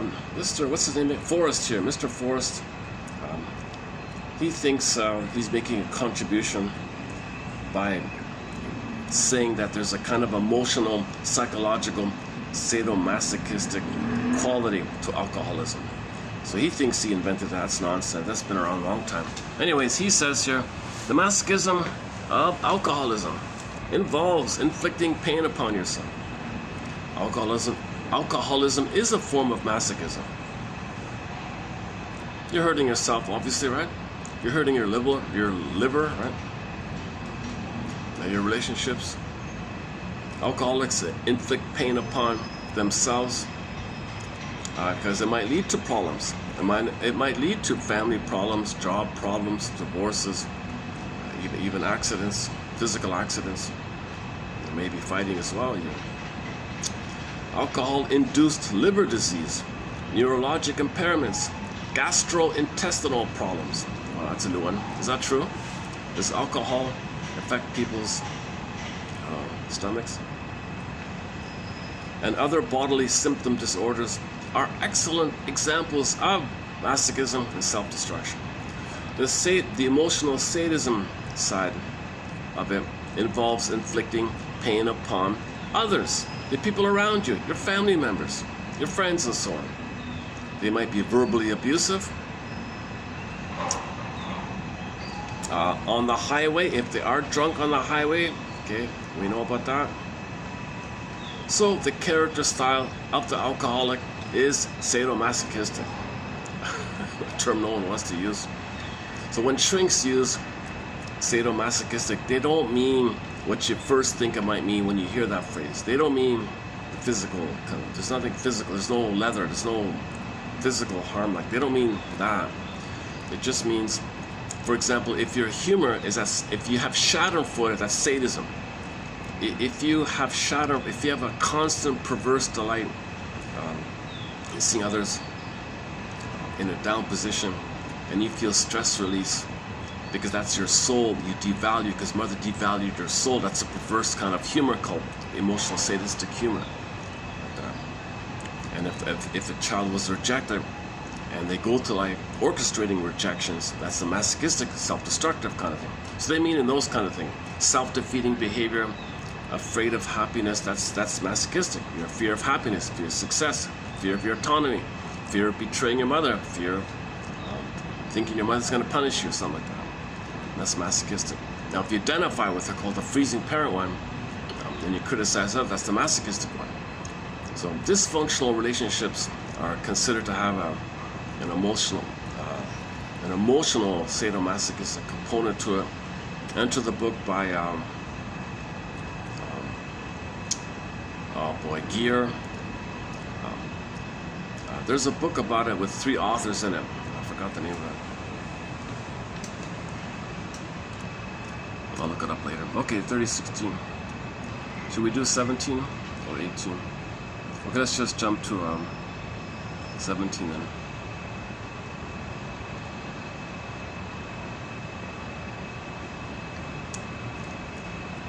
Okay, alcoholic recovery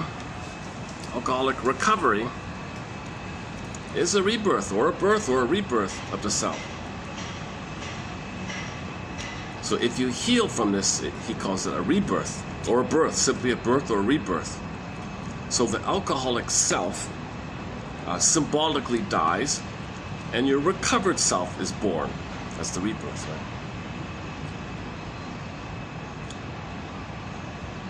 right? Old behaviors, pathologic thoughts, beliefs, and attitudes, disturbed relationships, and destructive feelings and impulses are gone. The alcoholic self is in many respects antithetical to the recovering self. Many recovering alcoholics spontaneously verbalize that they feel as though they have been reborn.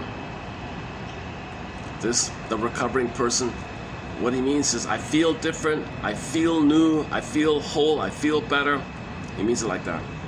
A new and often radically different self emerges through the recovering process, so you feel reborn. Now you can have healthy intimacy. Healthy intimacy cannot take place between drunk people. Drunks lack the capacity to be intimate with themselves and each other. Likewise, alcoholics lack the capacity to be intimate with himself. So likewise, they cannot be genuinely relationship orientated when they are drinking drunk. Many drinking alcoholics appear to be gregarious. They appear that way, but in reality, these individuals are only able to maintain superficial, distorted, and alcohol-facilitated relationships. Drinking alcoholics avoid genuinely intimate relationships. So I imagine the boozers at the bar are not having a genuine, they're not making I statements, they're not telling the truth. These although ironically, I guess if you are drunk, you might have some more Freudian slips. So in that sense, maybe these persons fear intimacy and in-depth human relationships. Healthy intimacy involves relationship depth, emotional depth, and expression, and openness or authenticity. Okay, you got to make I statements. You got to learn how to make I statements, but you got to have an I to do so. So if you don't have the I, you can't make an I statements. And the pain of that makes you drink to get away from the pain of not having an I. So the goal is first get an I, then you can have intimacy. Now the pain around not having your I, you want to numb it. So there's no authentic intimacy if all you're doing is numbing the pain around your inability to be authentically intimate. Right? So the the drama, I guess, that's around to get away from the pain of not being able to have an authentic relationship. So a fake relationship is defense against the pain around not having a real relationship, put it that way. Expressing feelings, sharing experiences, empathy, honesty, and transparency or self-disclosure are some of the other basic ingredients in intimate human relationships and encounters. Yeah, so they're typically pathological liars, con men, storytellers, want to look important, take turns playing big shot, look at me, making fun of others. So they want to restore their narcissism, they want to get away from the feelings and things like that. A fundamental goal of alcoholism therapy is always recovery beyond abstinence. Okay, so just because they stop doesn't mean they're cured. They might be just temporary. The dry drunk is not cured, something like that.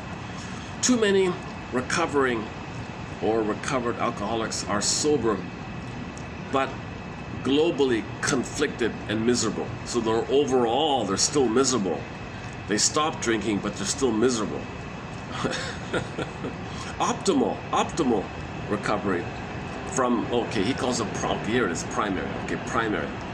In another book he said gamma, here he says primary.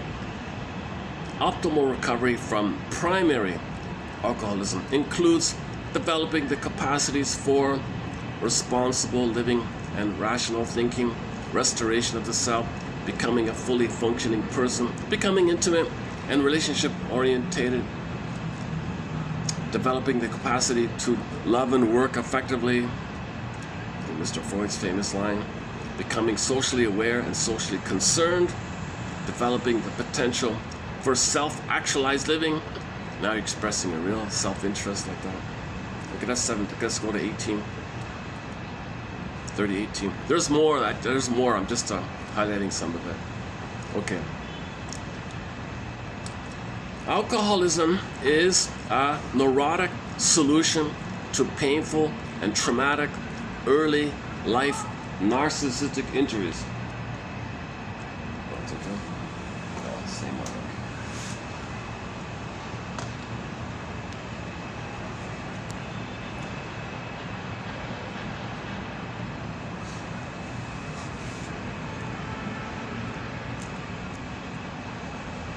Oh, she thought, maybe she... Okay.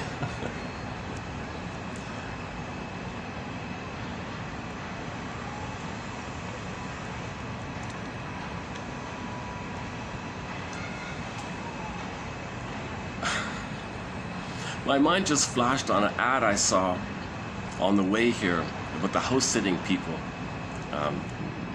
You can babysit people's cats and dogs for a couple of weeks, but they're often in very luxurious places. I thought, oh my God, how do you get to these places? Fine, I'll babysit your cat. and I could do some nice videos on your poolers.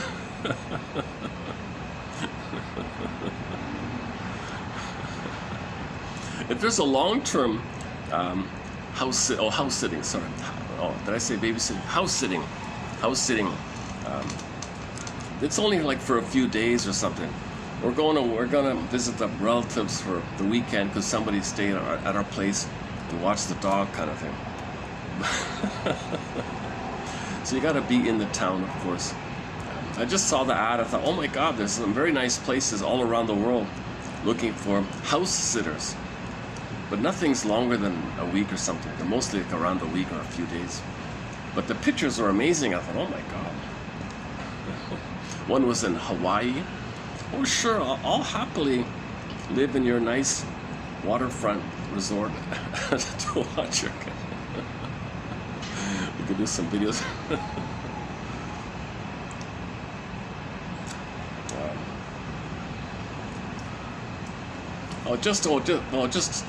I'm an emotional. I don't drink at all. I could barely. If I drink, I might drink on occasion, a non-alcoholic. If I can find polliners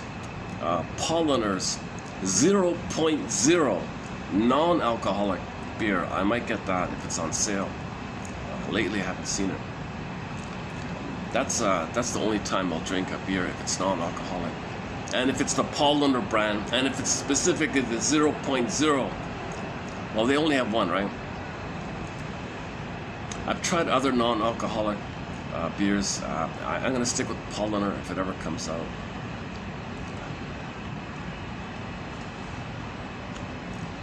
If it ever comes back, I don't know.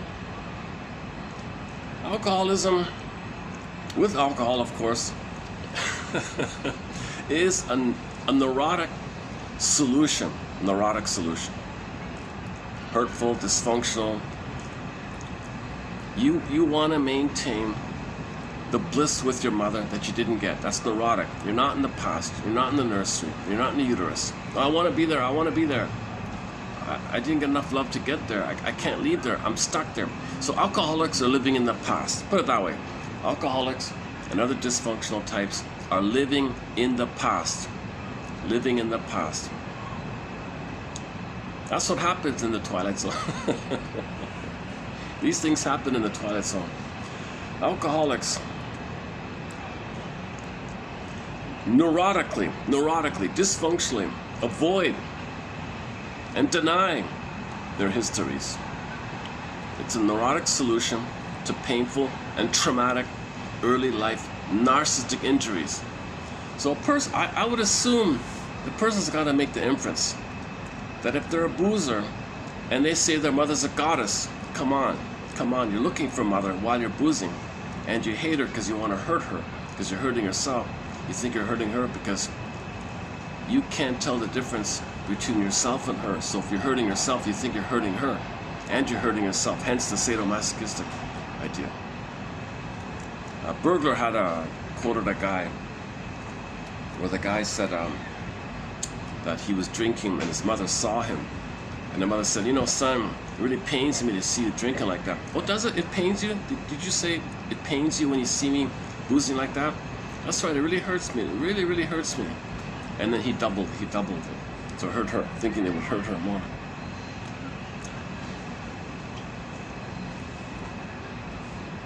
Okay, next one here.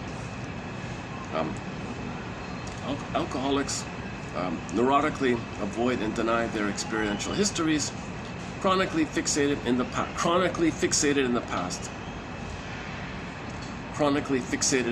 Helping the client explore their past. So you got to help the client explore their past, get their story, talk about your past. A lot of them don't want to do it. I don't want to talk about it. What's the point? Well, ultimately, you got to discover that you don't really need to neurotically escape from the past. If you can identify the past, get your story, mourn what happened, then you don't got to escape from it if you can accept it. If you accept the past, you're free from it. If you don't accept it, then you're chained to it. So how do you emancipate yourself from mental slavery? How do you emancipate yourself from this inner tyranny? in the absence of developing,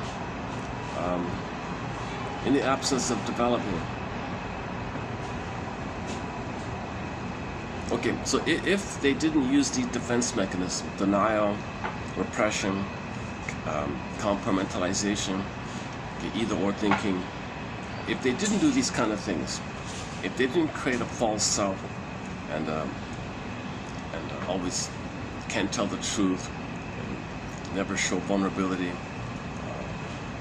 if they don't do those things, or if they didn't do those things, they're still doing it, he thinks the person might have needed to check themselves into the loony bin.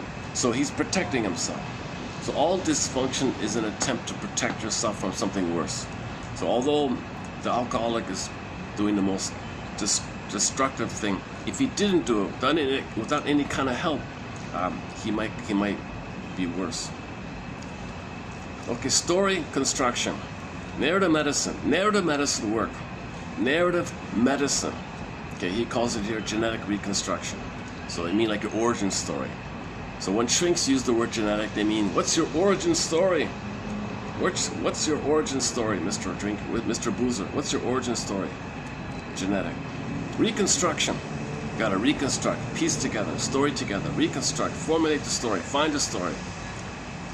Eventually reveals the Procrustean bedrock of the client's pathology and character structure.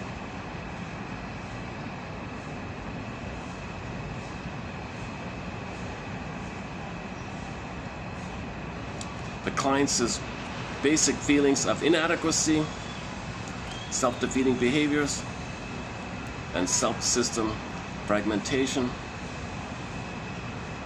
are the result of pervasive early life narcissistic need and entitlement deprivation.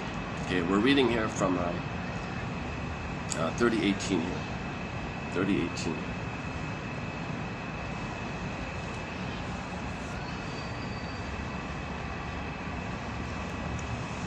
Yeah, they are preparing. They're putting out the candles and everything. Okay. I might have to leave soon. Let's see.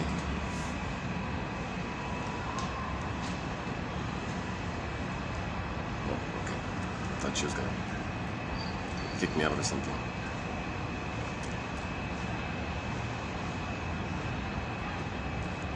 Where are we here? The client's extensive history of narcissistic injury soon becomes the focus of this story building. Okay, so you gotta talk about how your mother wasn't around to listen to you. You tried to say something, she made it about her. She twisted it, turned the tables, shamed you for your feelings. You were angry, you can't show anger to her, gaslight your feelings. Okay, this is all narcissistic injury. Child had delight, mother crushed it. Child was curious, she said, don't do that. Okay, you gotta talk about these things and feel now what you couldn't have felt back then. One guy said, I'm not an alcoholic. I'm just, I have a problem. That's all. I just have a problem. I can fix the problem. I'm not an alcoholic. Don't label me. Patterns, not labels, dude. Patterns, not labels. Don't give me a label. I have a pattern. I have a pattern of problematic drinking. Don't give me the label that I'm alcoholic, okay? And the shrink countered by saying, by viewing yourself as somebody with a pattern, instead of just admitting that you're a full-blown gamma alcoholic. Here he says gamma. You never really had to make the commitment to completely stopping, to completely stop drinking and do the work to recover. So although it sounds appealing, it sounded very clever. He's right. You want to focus on patterns, not labels. You're right. But he took that idea as a defense. You see, that's why shrinks say they don't like it when their clients read the books, because they use it as a defense. So this alcoholic must have seen the phrase somewhere, Patterns, not labels. No labels. Patterns. Patterns. Yeah, that's pretty good. I like that. I like that. Hey, shrinker man, don't call me alcoholic. Patterns, not labels. So he uses something that's helpful and educational as a defense against healing. That's a very common kind of thing.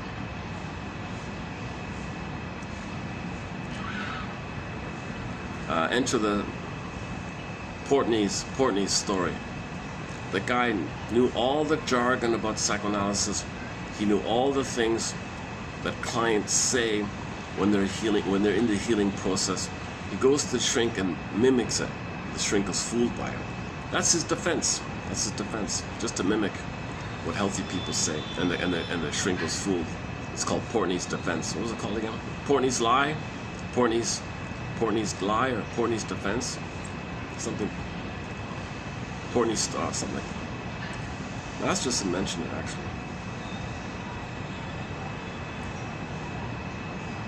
Shrinks like to talk about that Portney story.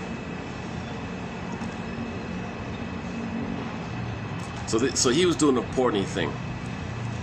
Come on, shrinker man. I have a pattern.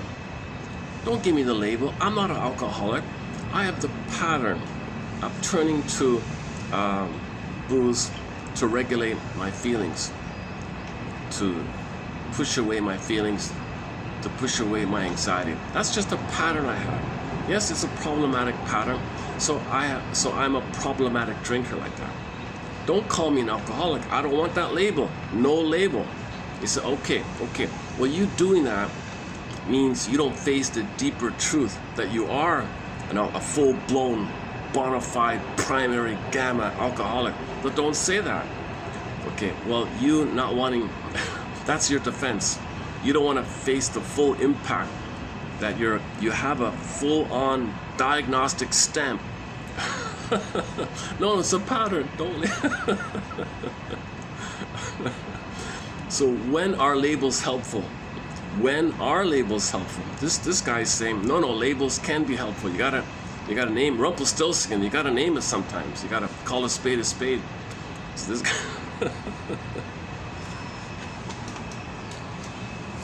I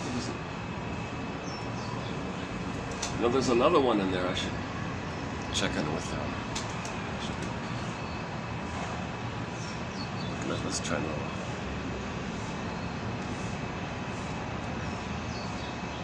Yeah, let me check in with the other manager there. There's two of them now. Three of them now. Let me check in with the other one. I want them all to. I've learned something with this. You gotta have all of them say okay. If one says no, I'm just gonna leave, kind of thing. Where's the music here? Okay, let's just play a song here. Tell me, dear brother, Virginia. We haven't played this in a long time. Let's try another one. Okay, let's go back to Tracy Bone then. Here's a song of hers called Your Own. Very nice little song here. Okay, I'll see you in 3 minutes.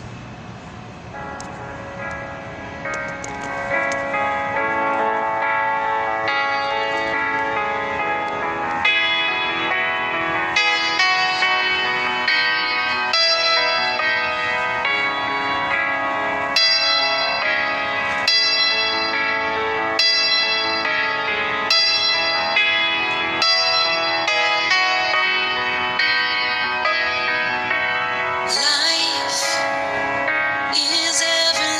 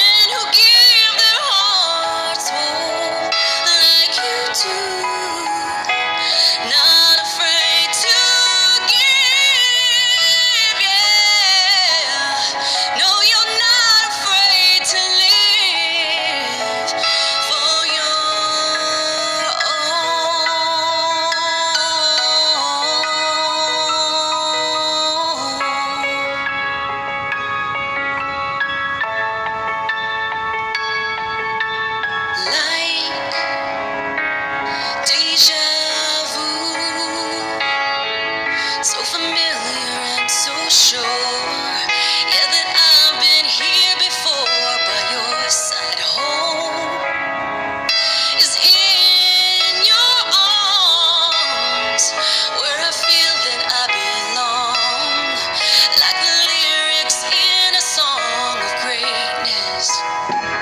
Where'd you learn to love with all your soul?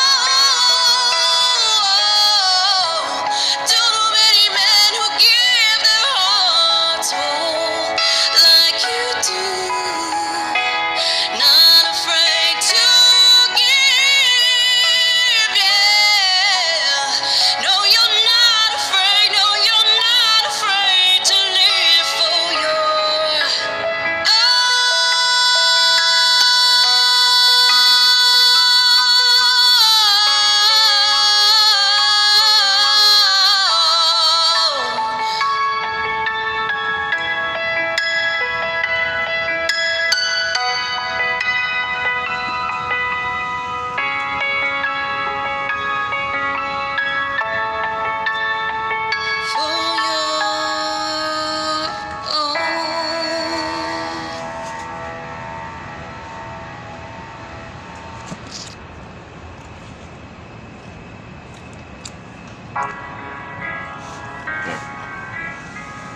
Can I keep the music on while I'm reading? Let's see.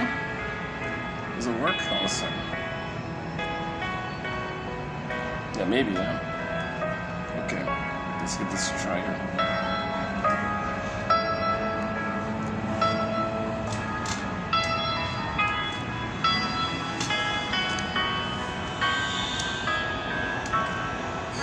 By viewing yourself as a person with a pattern like that, instead of just facing it full on and admitting that you're a primary hardcore gamma, you never really had to make the commitment to completely stop drinking and do the work to recover. Okay, stop it. Music's distracting, eh? Okay, let's do this. So his argument was you're not going to be committed if you don't label it properly. Rumpelstiltskin. So you're minimizing. He thinks maybe you're minimizing it or something. Therapists need to actively interpret and explain to the client how the punishment of self and others are processes that occur in the present as a result of early life narcissistic need and entitlement deprivation. So your narcissistic needs, your entitlement needs,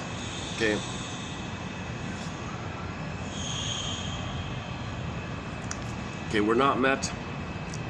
Okay, so that's why you felt rejected. So you recreate the rejection. Whether rejected you, and you can act like her. So you're both aggressor and victim to yourself and to others.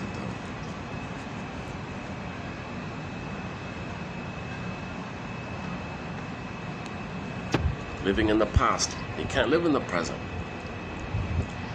Okay, that part of the brain doesn't know time. And there's a pattern for living recorded in that brain. And it's spinning around like that.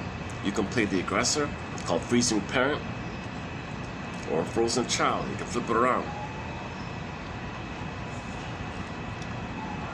Typically called dominator, submitter, whatever. Sadist, masochist, whatever. I prefer her phrase, frozen parent, freezing child. Miss Alain Golem.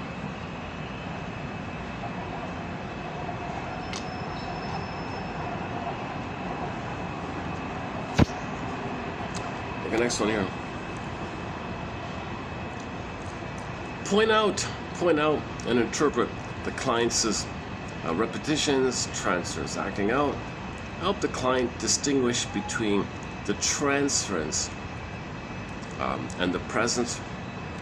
Because he doesn't understand, right? He believes what's going on now is now. No, you're just repeating the past. Therapy, psychoanalytic therapy, emphasizes the regressive personality character structure dimensions of alcoholics. Accordingly, it's to resolve early life conflicts. So you're trying to resolve the life conflict. You didn't get mother's sweetness. You didn't get mother's quote-unquote stimulating fluid, mother's spirit. So you turn to symbolic spirit, alcoholic spirit, as symbol of mother's spirit. Symbols are not real. Repetition compulsion. You repeat to be disappointed and repeat to be disappointed. Sadomasochism. To know what happened in the past. You reached for the nipple, mother pulled it away. Back to Shakira's album cover called Oral Fixation, volume number 2. She pulled away the breast. You reached for it, she pulled it away. And she said, hell with it, I don't care. So she was angry, she was in a revengeful, talionic mode, the mother like that. And so how do you know that? How do you know your mother gave you weaning trauma? How does anyone know they were prematurely weaned from the mother? Well, one way is the drink or the cigarette or the casino or anything. Anything in the oral fixation category is going to disappoint. You do it again, disappoint. Do it again, disappoint. You go to the slot machine, click, click, click, promising, alluring, blinking, promising, click, click, click, disappointed. Ouch. That's what happened in the past. The baby was allured and promised, rejected. Allured, rejected. Okay? Machine, allured, rejected. It's same with all the other ones. And then you're addicted to it. Anything painful, anything dysfunctional is, by definition, an addiction. You're addicted to greed, you're addicted to narcissism, you're addicted to bullying, you're addicted to the emotions related to these things. So the emotions underpinning alcoholism, you're addicted to those emotions as well. One guy calls it addiction to misery, another one calls it addiction to self-hate. What was it? Another one calls it addiction to egocentricity, like that, because you're dependent on it. You're dependent on this negative personality, like an alcoholic is dependent on the booze. Somebody's dependent on being a fill in the blank, or you know what, right? If somebody's dependent on being a fill in the blank, you know what? Okay, take your pick. It's kind of analogous. You're dependent on the cigarette or something. That's his theory here. How are we doing here? What time is it? 3:20. Yeah, timing's okay here. I noticed this pattern. If I'm feeling under the weather like this,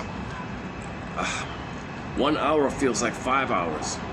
Like this is under 2 hours, but I feel like I've been here for 10 hours. If I'm feeling good, 5 hours feels like 1 hour. It's fun. It's funny about the time element. The time element, yeah, Rod Serling.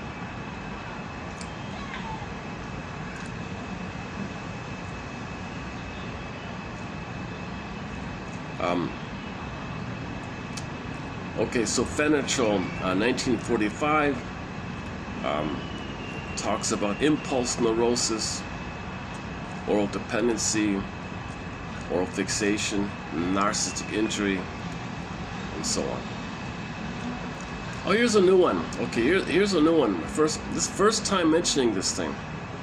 I don't want to get into this too much because it's really out of my zone here. We don't have a thread on this kind of thing, but it did pop up the question. It would be interesting to know if there is a survey, if there were some kind of survey done out there of alcoholics, if they did the solo thing as a teenager or whatever, if they did the pornography thing as a kid. According to this quote, Mr. Freud said that's the prototype for fixations. If the teenagers do that with the pornography magazine, that's the prototype or the imprint that lays down the groundwork for alcoholism. According to this Freud, according to York, 1970, emphasis. Now I don't know if York knows German, maybe not, maybe he's translating. Actually, this is from a letter, right? that means the translator is probably someone else. Okay, so this has a chance of being semi-legit, because this is not from the collective works, right? Freud, according to whoever, Mr. York here, 1970. So Freud emphasized in a letter, okay, so this comes from a letter that Freud wrote to one of his buddies, where he thinks, or he believes, that there's a link between addiction and, okay, fill in the blank, use your favorite humorous slang term for that area, right? I did a quick check online. I couldn't find any usable ones. The closest one is clearing the pipes or something. That's the closest one I thought that might be okay to use. The rest of them are too graphic or too kind of, or I can just use the word, right? Masturbation. Just use the word here. Freud emphasized in a letter to his buddy the link between addiction and, again, the solo thing. Teenagers solo with the magazine, let's just say. Quote, Freud is speaking here. It has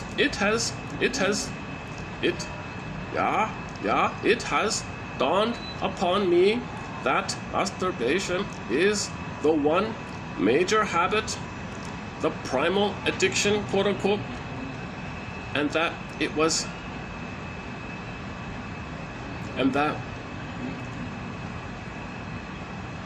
who's talking here? Hold on a second. Freud wrote in a letter, quote, it has dawned upon me, friend, that masturbation is the one major habit, the primal addiction,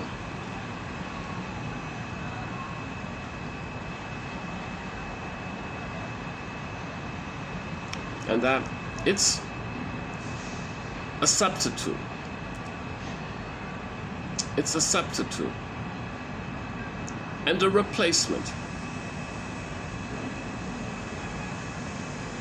for other addictions, alcohol, tobacco, to come into existence.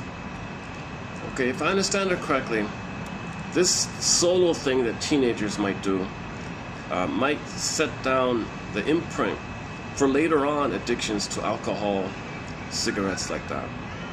So pornography is laying the groundwork for other addictions, right?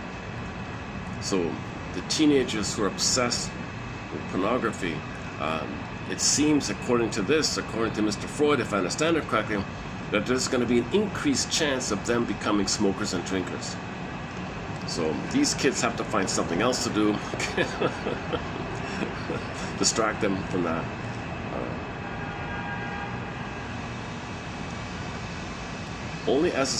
Let me read it directly here. Let's see.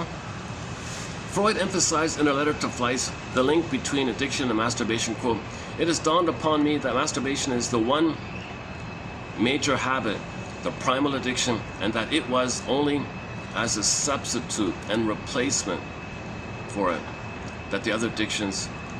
Okay, so alcohol, tobacco is a replacement or a substitution of the oral, of the solo thing the kids are doing. So the young teenagers with the magazines, okay, you just transfer that onto smoking and drinking.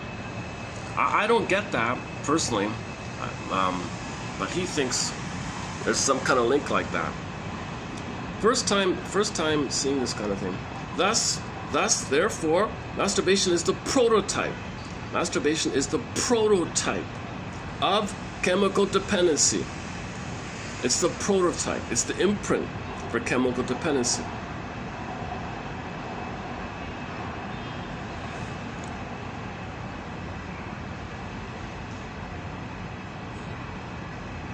But why would teenagers be drawn to that kind of thing? Because they don't have their feelings. You see, promiscuity and sex without love, okay, that's a schizoid traumatic phenomenon of the schizoid, where the feelings are frozen and you're looking for your feelings. The sexuality or the promiscuity or the fantasy of it, whatever, it's an attempt to bring it together. At the same time, it makes you unaware of your feelings, and you don't want to face the pain of losing your feelings. So you got this dynamic, you got this problem like that. You want to maintain unawareness of the pain of not having your tenderness, your feelings, your heart, okay, the love area, and to maintain it, you repeat it. Now, the purpose of repetition compulsion is to know your story. So promiscuity, the teenagers who do that are probably trying to maybe we could say the teenagers doing that, maybe they can analyze, they can shrink themselves, they can put themselves on the couch, let's say, oh my God, does that mean I don't know how to have love and sexuality together? Is that what that means? Like I'm looking for my heart feelings? I'm objectifying people, I'm just thingifying people, using people's symbolic of thing, fantasy thing. It's called part object. You don't even know the person. There's no real relationship there like that. Okay, we're not talking about the occasional, we're talking about like a compulsive thing, right?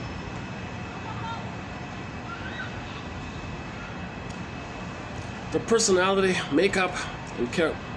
It is out of my zone here. We don't have a topic on this kind of area, but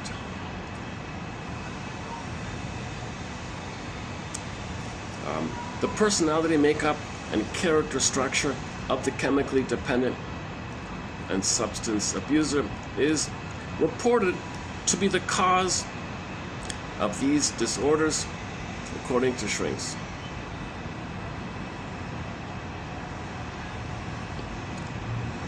Okay, there's one here about Susan.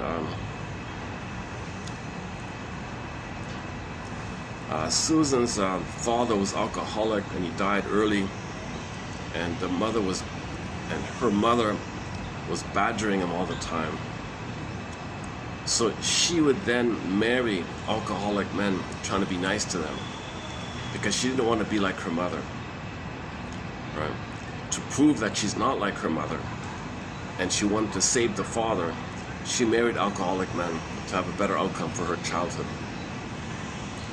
So maybe I'll just save that for. Susan had attempted to be a good mother object in these relationships, and yet she was unable to love her husband into recovery, just as she had been unable to rescue her father from alcoholism. So we recreate in our marriages something like a continuation of the problem in the childhood, like that.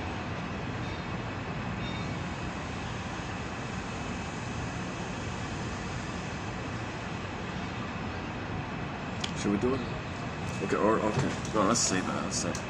Hold on. So we did 18, right? So we did all three, right? 16, 17. And there's one left in 15. Let's see.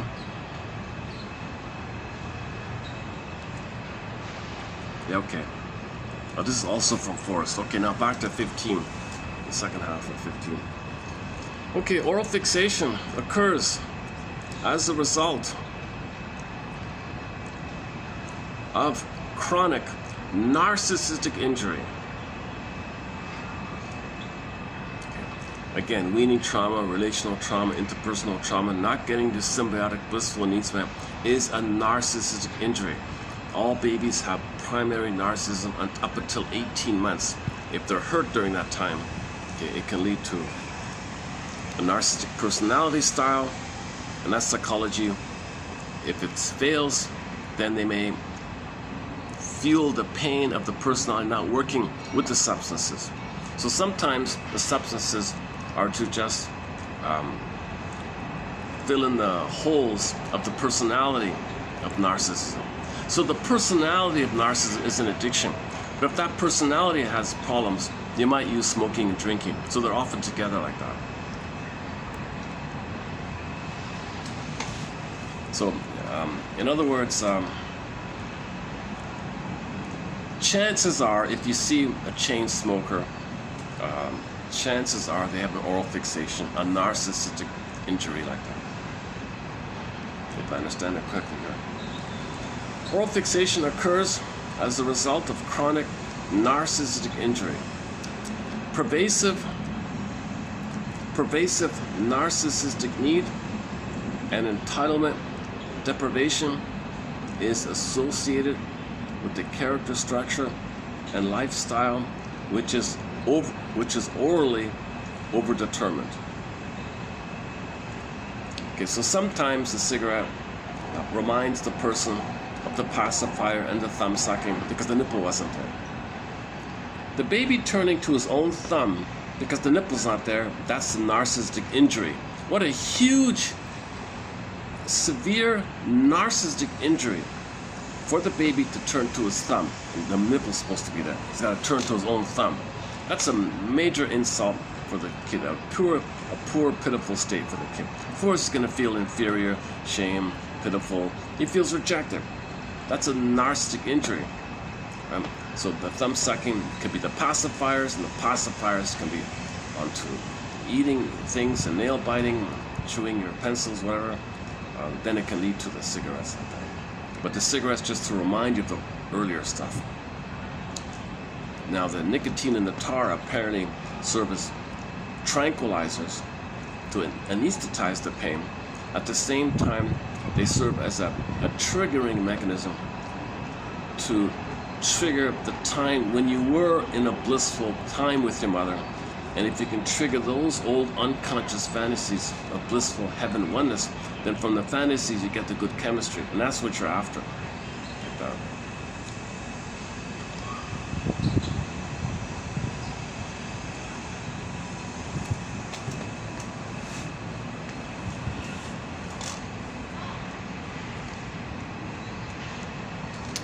Oh, another one there? Okay.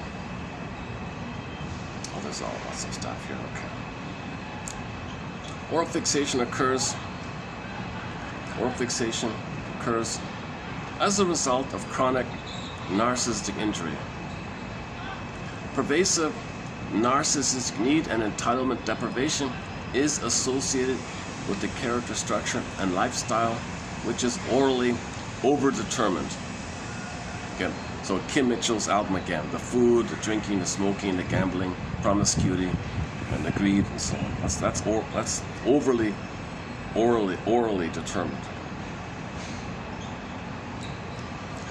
The narcissistically injured individual must unendingly take from others. Okay, so they feel entitled to take. Shoplifters, of course, is oral fixation because they feel entitled to get for free. They don't have to pay. Why should I pay? I'm entitled to get. Mother didn't give it to me. I'm supposed to get it. So the store becomes the breast. Give it to me. They want it. They feel entitled, angry, and there's the cavalier added back to the cavalier attitude of who cares? I'm entitled. They're still a baby like that. It's like, they're still dealing with the trauma of what happened to them in the babyhood time. Patterns, not labels. Huh? I got to work on that.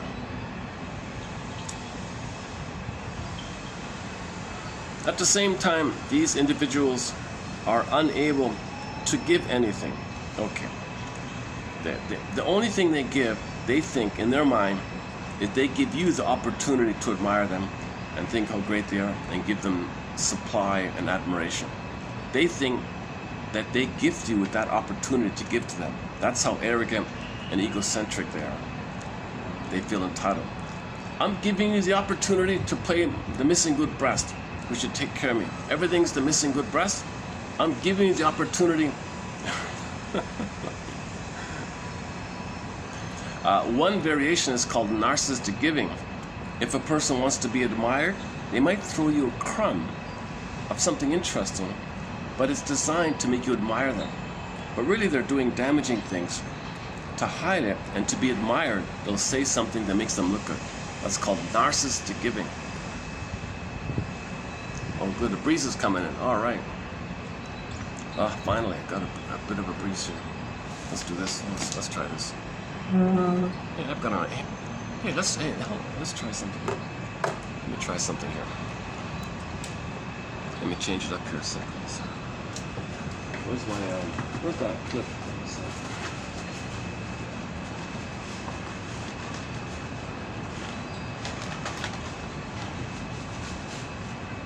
Yeah, let me try something new here. Since I have this nice stool here.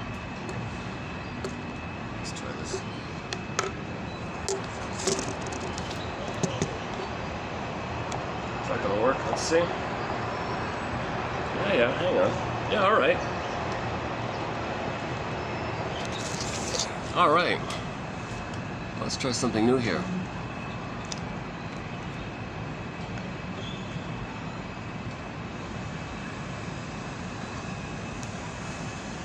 Which way's better? Like this? Oh. Hang on. All right.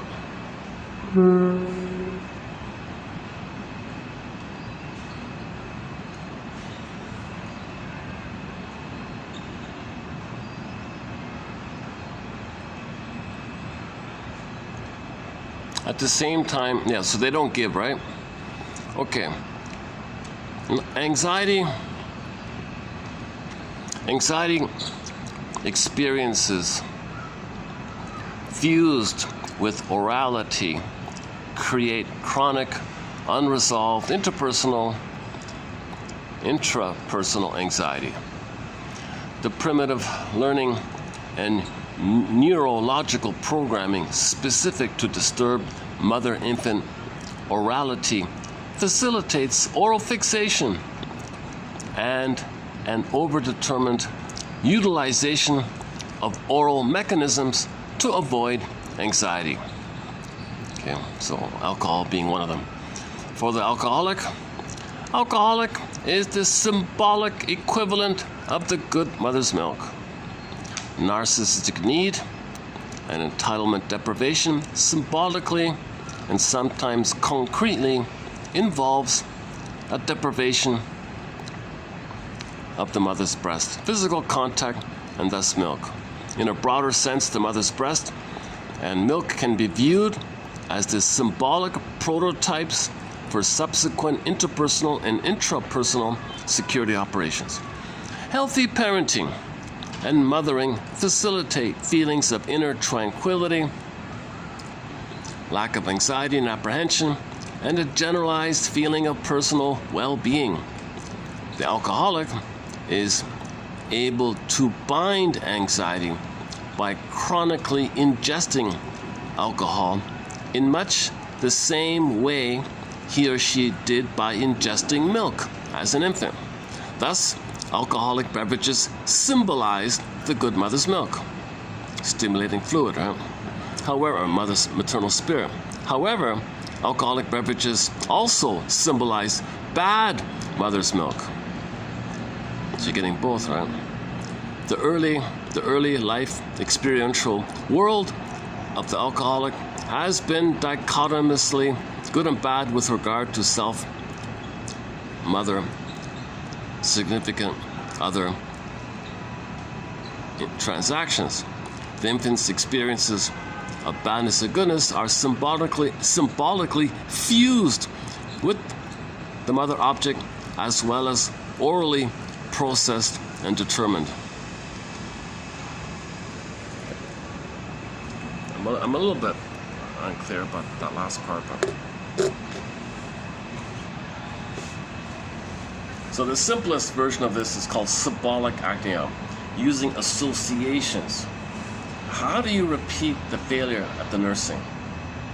Baby's supposed to suckle and latch on and get the natural flow of the milk, smooth rhythm, flow, baby's breathing, healthily suckling, everything's okay.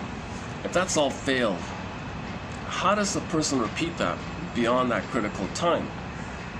Post age 6, whatever it is. Beyond the formative years, beyond the nursing years, say 3 or whatever it is, I don't know. How does a person repeat that? Well, the brain looks for associations for that. Associations. So the milk, of course, is considered, well, if food, well, that's food, milk is food, well, food reminds me of the original food, so that's the food part. The food is supposed to be soft and smooth and comforting and sweet and make you feel safe and comfortable. So warm fluids maybe.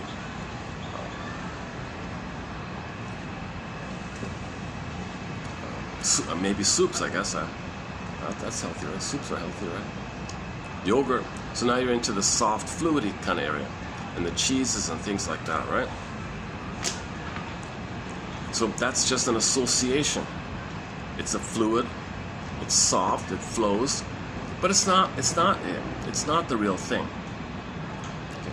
Now, the real thing would have given you the blissful symbiotic phase, the blissful oneness phase, the egg phase, the nurturing phase of the narcissistic oral needs. But eating yogurt is not going to give you what you should have received back in the nursery when you were naturally fed. It's not going to work. But in repetition compulsion, you repeat A, to think you're still there, but B, you're not there to know your story of what happened in the past. So that's why you want to put story to it. If you don't put story to it, you just repeat. If you don't understand your history, you just repeat. History repeats itself like that. So the common association is food, this emotional eating area. One guy called it the stimulating fluid idea.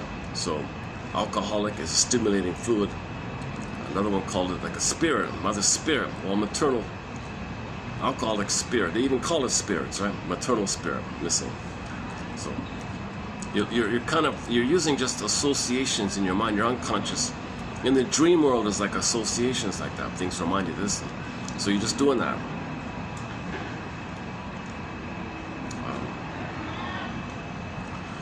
Burglar borrows the jocose, morose, bellicose, comatose one, where the baby had a jocose, jovial, very excited, very happy, going to be nursed, mother's going to be there. No, disappointed, crash. A great hope fell. You heard no noise, the wreckage was with him. No cunning tale that let no witness him, says Emily Dickinson. But the jocose was there. Baby was expecting to be nursed, expecting to be in a blissful place with the mother. It crashed.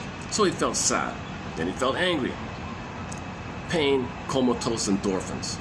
How do you repeat that? How do you repeat that sequence? Excited, sad, angry, numb. How do you repeat that? Well, run to the beer store, get all excited, and now you're going to take charge. You're important. You're going to control the suit. You're going to control the breast. You're going to buy the proper, you're going to buy the bottle. You're going to hold the bottle. You're going to control the bottle. So you feel important, you're all excited, and you're going to hold symbolic breast. Now you're holding the wine bottle, whatever, and you're all excited like that. And then, so you feel important in the process. That's a jocose. Dopamine for the chase. Dopamines are excited.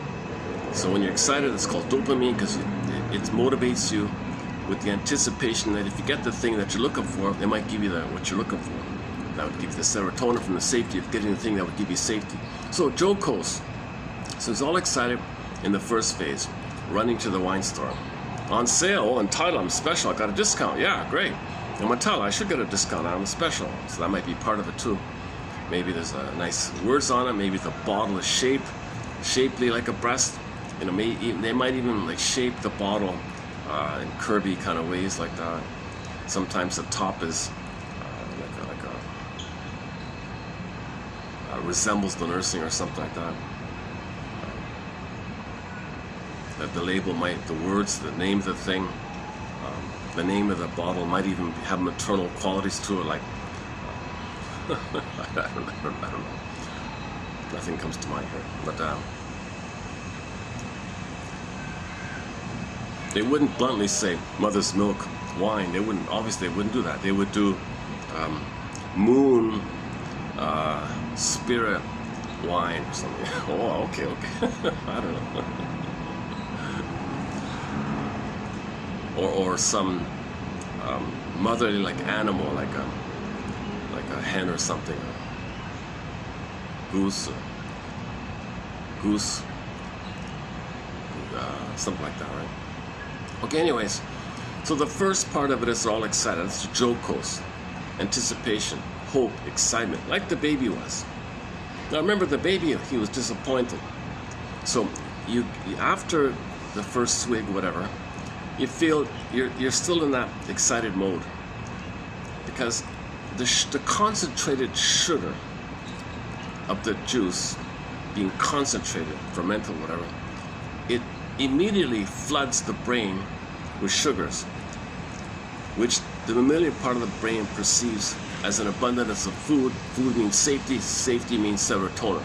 Now you get the serotonin. So for a minute, You get serotonin, you feel good in the beginning. Now, was it mother's sweetness? Was it mother's nursing? No, it was just a trick. It was just a little trick in the brain like that. Sugar, concentrated sugar, saved by the sugar. Not saved by mother's love, saved by the sugar. So for a little while, you get flooded of serotonin. Now you're going to be sad. Withdrawal. You're going to be sad. That's the morals. Now you're sad. Sad builds up. Any negative emotion that builds up can lead to anger. So he may be belligerent. That's the bellicose. Next morning, okay, you get a hangover. That's the comatose one. So he repeats about it. Same thing with the slot machine. You're all excited with the slot machine. You put your hope in, dopamine, all excited, put your coins in, click, click, click, promising blinking lights. Oh, ouch, disappointed. Jocose morals. You might be angry, you might start swearing at it, and then you get a drink. Oh, would you like a drink, sir? Did you lose? Would you like a drink? There's the numbing. Now, the purpose of these activities is for the person to know and get their story. So the person at the slot machine is supposed to say to himself, hold the phone here. Let me put myself on the couch here. Let me analyze myself. Let me shrink myself here. Let me know myself. Why am I doing this? Why am I really doing this? What is my unconscious self trying to tell me? What is my secret self, my double self, my shadow self, the one who walks with me, who's not like me, who is me? This one who's living my life, who's trying to talk to me, my double self. What's he trying to tell me? What's my unconscious trying to tell me here? What's my repressed self, my denied self, my disassociated self, everything about me that I don't know self, my recovering self, the self that wants me to heal self? What's this other self, this other me, this secret self? What's my secret self trying to tell me here? It's trying to tell you, look, dude, it's like this in your soul today. It's like this in my soul today. What do you mean? Well, look at it. Describe the machine. Is it human? No, it's a machine. Well, what are machines? They're metallic. Yeah, go on. They're hard. Yeah, go on. Well, they're cold. Cold, unfeeling, metallic, and refusing. Sound familiar? You mean to tell me I'm trying to know for myself that I was drawn to a cold, refusing machine for me to know, and you're telling me that my mother was like that machine? That's right, your mother was cold and refusing. She was narcissistic, she had emotional warping, emotional dyslexia, she had an emotional illness, she was emotionally immature, she was narcissistic, she had an oral fixation, she felt entitled to use you, and she was cold and sadistic to you. And she said, hell man, go to Shakira's front album cover. Hell yeah. So your mother was cruel like that. So she was refusing, and she was angry, and she was cold and didn't care and felt entitled. So the machine here, the slot machine, is a symbol, an associative symbol for the real thing. So you analyze yourself. Oh my God, so I don't need to do this. That's right, now you're getting somewhere. You don't need to do this. Once you know your story, you don't need to repeat. So we repeat to get the story. So once you know the slot machine is your cold, refusing, narcissistic, impaired mother, you don't need to go to the slot machine. Same thing with the other things. You might need help, of course, because when you heal, you're going to go through the shakes. He called it the shakes. I didn't know that. Withdrawal symptoms, the alcoholic community calls it the shakes. So in the Kim Mitchell album, they had this desperate, shaking-like quality to them. So you may go through the shakes.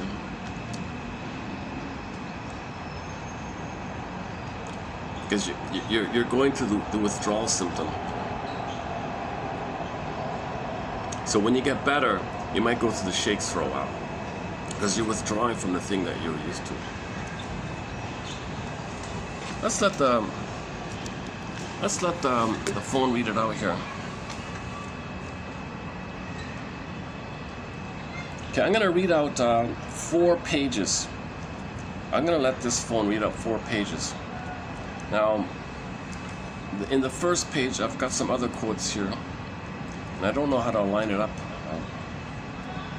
The other main one here is the about the breastfeeding specifically. I haven't read it here. Also, I'll let the phone read it. So I'm gonna play 30, 15 to 18 here. If the thing will cooperate, I'll read it through here. So this will be a good 20 minutes, right? 4 times 5 maybe. It's worth getting it in now.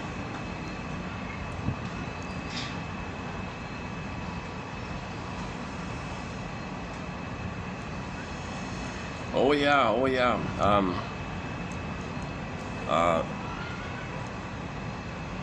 There's in another quote coming up. There's one from Medic. I just discovered this show, Medic, because I was curious. I was talking about Route 66, the one with Vicky, about the grief and all that, and she spoke to the shrink, Dr. Bell. I thought, hey, who was that actress who played Dr. Bell? So I just did a quick search, and the first thing that came up was she played in a very aggressive mother in an episode by Medic. Now, Medic was the first TV show to give you actual information about medical things. And Richard Boone from Have Will Travel was the narrator of it, kind of like Rod Serling a bit. And that woman who played the shrink in Route 66 played this demanding mother. So the son had to say to his mother, look, mother, I want to live my life here. You've got a life, right? I want to live my life. Now, let's see, the father died, right? And she was using the son to fill in for the father. Mother, I can't play the role of a dead man. I gotta be me. So this quote reminded me. So this first one's about that. Listen.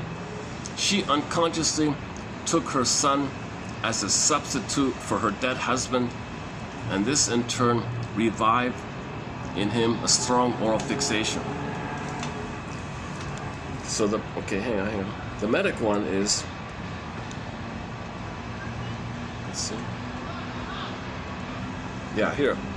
So in the Medic one, go to 12. The son says to this demanding mother, she was an OCD control freak. She was an extreme bully. This mother was an extreme bully. And the son, the teenage son, said, and the mother was using guilt trips on her.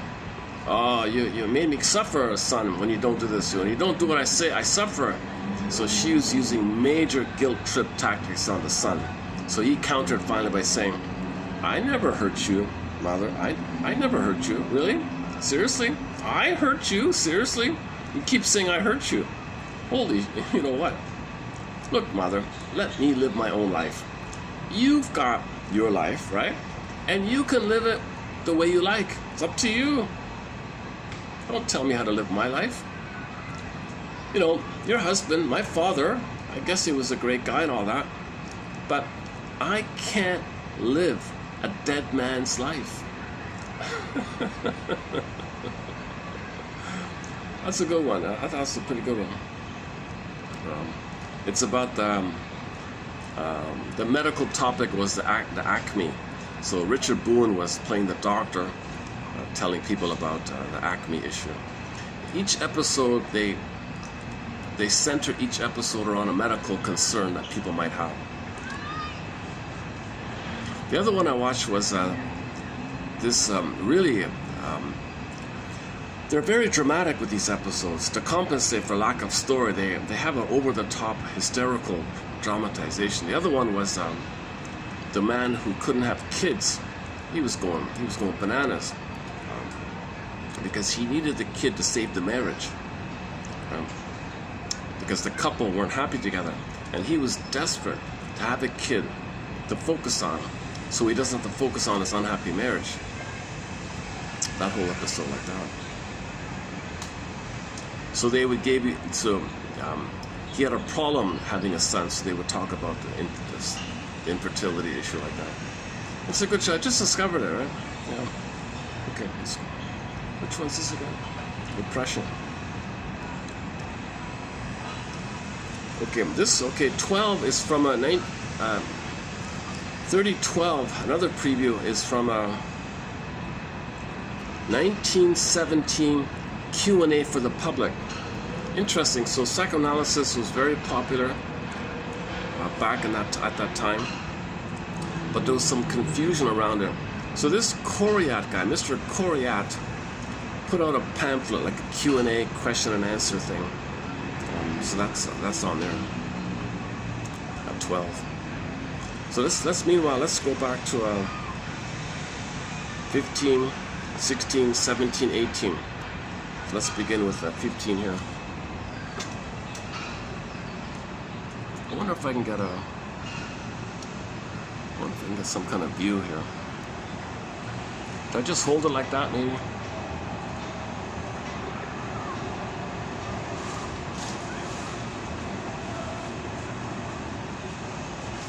Wow, sorry, I'm not gonna get much of a view here. Okay, I just got the fan.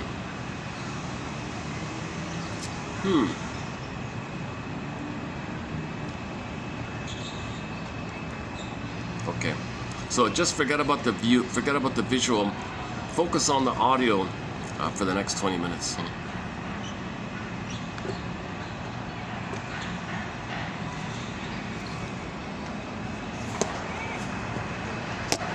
She unconsciously took her son as a substitute for her dead husband, and this in turn revived in him a strong oral fixation. A. Brill. Psychogenic factors produce symptoms. An emotional conflict is converted into a physical dysfunction. Such conversion phenomena are often understood in terms of their symbolic meaning. Psychic energy derived from the repression is converted into a physical symptom or sign. A. Friedman.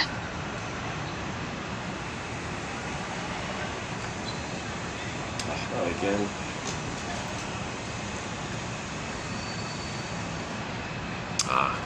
For some reason, it just sometimes just stops all of a sudden. Let's try it again here. Friedman. Sometimes if I change the voice, it works.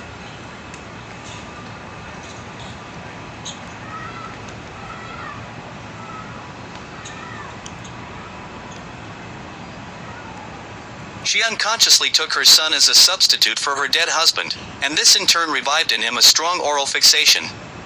A. Brill. Psychogenic factors produce symptoms. An emotional conflict is converted into a physical dysfunction. Such conversion phenomena are often understood in terms of their symbolic meaning. Psychic energy derived from the repression is converted into a physical symptom or sign. A. Friedman.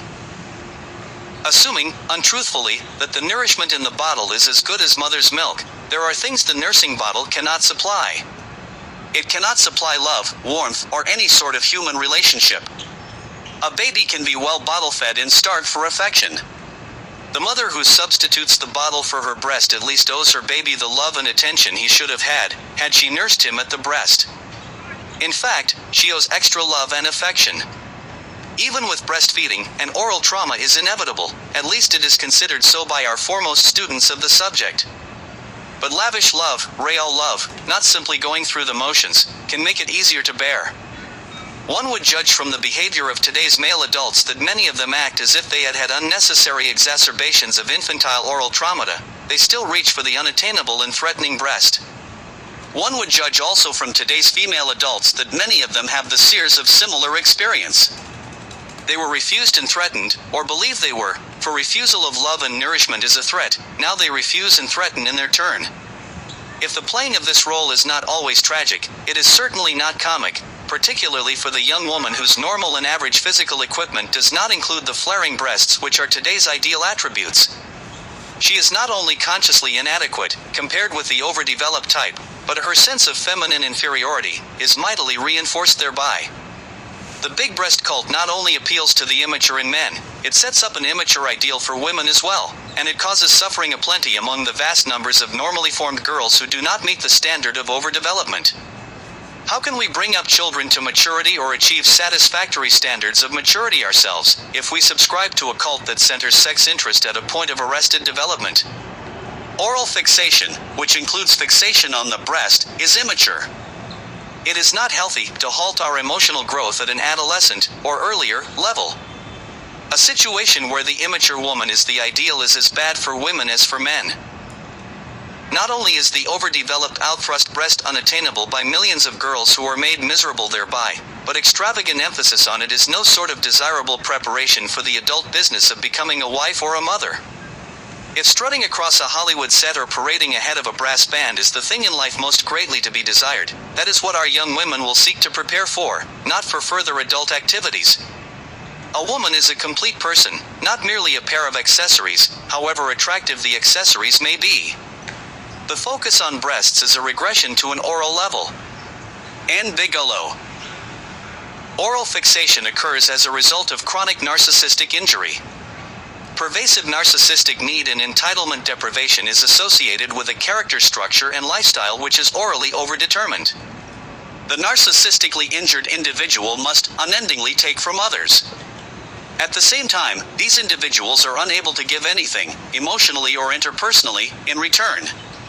Anxiety experiences fused with orality create chronic, unresolved, interpersonal and intrapersonal anxiety. The primitive learning and neurological programming specific to disturbed mother-infant orality facilitates oral fixation and an overdetermined utilization of oral mechanisms to avoid anxiety. For the alcoholic, alcohol is the symbolic equivalent of the good mother's milk.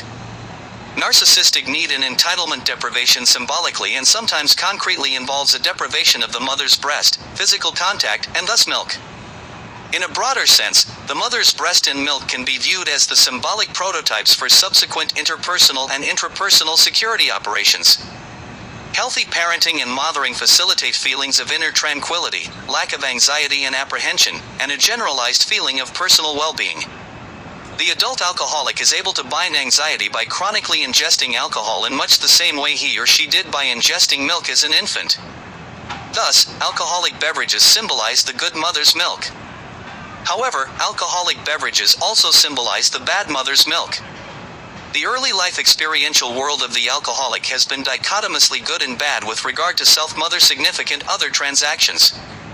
The infant's experiences of badness and goodness are symbiotically fused with the mother object as well as orally processed and determined. G. Forrest TQ 3115.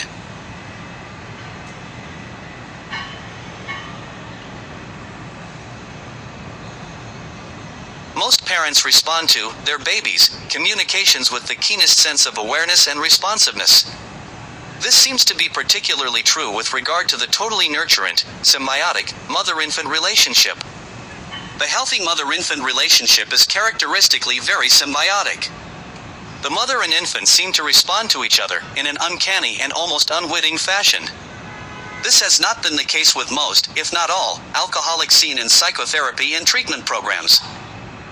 Alcoholics have not experienced a healthy symbiotic fusion and closeness with the mother object. Intimacy and consensual validation are distorted in highly anxious mother-infant relationships.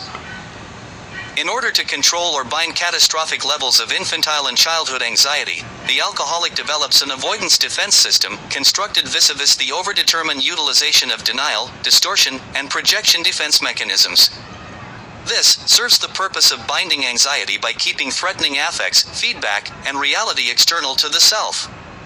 Also a defense against intimacy. Thus, the alcoholic avoids or externalizes a significant degree of early life narcissistic injury through the use of denial, distortion, and projection defenses.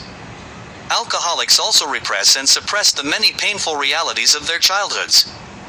Indeed, the alcoholic utilizes all of the defense mechanisms in the service of his or her addiction. Enables the alcoholic to remain out of touch with self-perceptions, feelings and effects, and self-dialogue. A defense against the external world as well as the internal self. Denial defenses represent the most primitive method for totally rejecting and blocking out reality. Distortion defenses involve changing or bending reality operations. Reality is then less threatening and less painful. Projection allows the alcoholic to blame others and the external world for threatening feelings and uncomfortable realities. Psychoanalysts view alcoholism as an oral fixation. The alcoholic cannot function alcoholically in the absence of his or her involvement with an alcoholic interpersonal network. The alcoholic interpersonal network shapes the alcoholic's beliefs, attitudes, feelings, behaviors, values, cognitions, and lifestyle. Alcoholics are afraid of their feelings and internal struggles. Yet, they destroy themselves physically and psychologically by avoiding the reality of their internal being. Acting out is a defense against intrapersonal and interpersonal intimacy. These factors contribute to the alcoholic's impaired capacity for forming healthy, loving attachments with significant others. The spouse and family of the alcoholic are devastated by these realities. They cannot understand the grandiose, impulsive, self-centered, iconoclastic, and cavalier behaviors and attitudes of the alcoholic. The alcoholic's manipulative, exploitive, and conning behaviors are ultimately self-destructive as well as destructive within the marital and familial relationships. Obsessive-compulsive psychopathology is a fundamental component of the alcoholic character structure and behavioral style. The alcoholic is an obsessive-compulsive sui generis. The purpose of the obsessive-compulsive dynamism is also to bind and control anxiety associated with early life narcissistic injury. An obsessive-compulsive character structure precedes the onset of alcohol addiction. This style of adjustment is characterized by orderliness, frugality, perfectionism, rigidity, and stubbornness. Alcoholics struggle with chronic irrational guilt feelings, which stem from early life experiences that condition the alcoholic to believe that he or she is unlovable, inadequate, worthless, and a failure. Alcoholism per se can be viewed as an acting out or impulse disorder. Very early in life, alcoholics have learned that they cannot trust other human beings.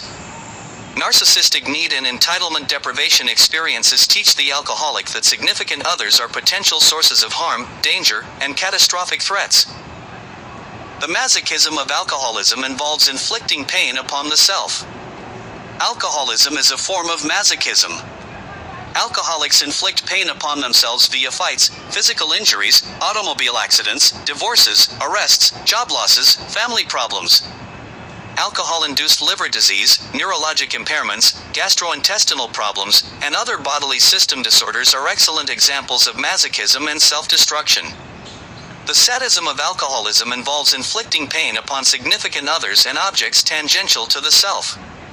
Alcoholics verbally and physically destroy their spouses, families, and loved ones. They kill thousands of people on our highways each year.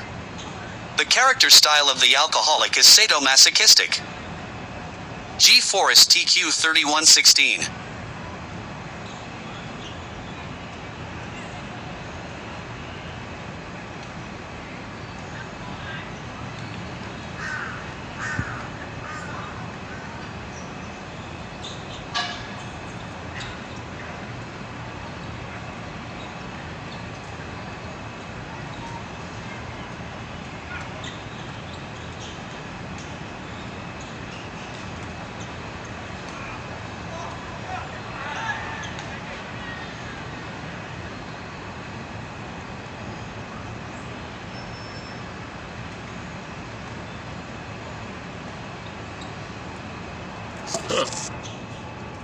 It read the first two. It read 15 and 16. Now it suddenly just stopped, huh? I want to play 17 and 18. Let's try. Let me reset the thing. Hold on a second.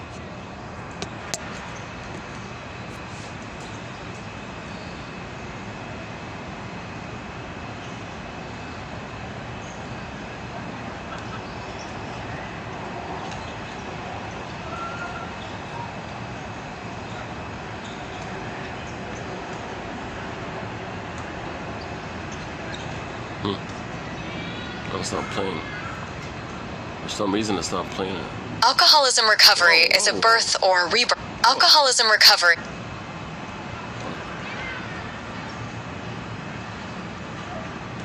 Alcoholism recovery is a birth or rebirth of the self. The alcoholic self literally and symbolically dies as the recovery process unfolds. Old behaviors, pathologic thoughts, beliefs, and attitudes, disturbed relationships, and destructive feelings and impulses are terminated. The alcoholic self is in many respects antithetical to the recovering self. Many recovering alcoholics spontaneously verbalize to their therapists that they feel as though they have been reborn. the recovering person simply feels different, new, and whole. A new and often radically different self emerges through the recovery process. Healthy intimacy cannot take place between intoxicated people. Drinking alcoholics lack the capacity to be intimate with self. Likewise, alcoholics cannot be genuinely relationship-oriented when they are drinking and intoxicated. Many drinking alcoholics appear to be relationship-oriented, gregarious, and people-oriented. In reality, these individuals are only able to maintain superficial, distorted, and alcohol-facilitated relationships. Drinking alcoholics avoid genuinely intimate relationships. These persons fear intimacy and in-death human relationships. Healthy intimacy involves relationship depth, emotional depth and expression, and openness or authenticity. Intimacy begins with the capacity to communicate openly and honestly with another human being. Expressing feelings, sharing experiences, empathy, honesty, and transparency or self-disclosure are some of the other basic ingredients in intimate human relationships and encounters. A fundamental goal of intensive alcoholism psychotherapy is always recovery beyond abstinence. Too many recovering or recovered alcoholics are sober, but globally conflicted and miserable. Optimal recovery from primary alcoholism includes developing the capacities for 1. Responsible living and rational thinking, 2. Restoration of the self, 3. Becoming a fully functioning person, 4. Becoming intimate and relationship-oriented, 5. Developing the capacity to love and work effectively, 6. Becoming socially aware and socially concerned, and 7. Developing the potential for self-actualized living. G. Forrest, TQ 3117.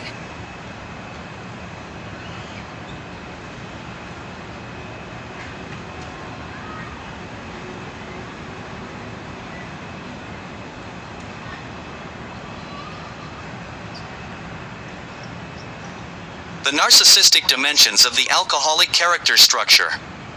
Self-centeredness or outright megalomania, and power fantasy ideation all serve to obfuscate the client's feelings of / a very real part of you still wants to remain actively alcoholic / diagnosis literally means knowing through / alcoholism is a neurotic solution to painful and traumatic early life narcissistic injuries. Alcoholics neurotically avoid and deny their experiential histories.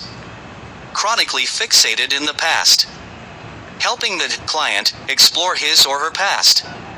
Begins to discover that he or she no longer experiences the compulsion to neurotically escape the past / in the absence of developing the alcoholic characterological makeup, it is reasonable to assume that many of these individuals would have become schizophrenic / genetic reconstruction work eventually reveals the Procrustean bedrock of the client's pathology and character structure. The client's basic feelings of inadequacy, self-defeating behaviors, and self-system fragmentation are the result of pervasive early life narcissistic need and entitlement deprivation.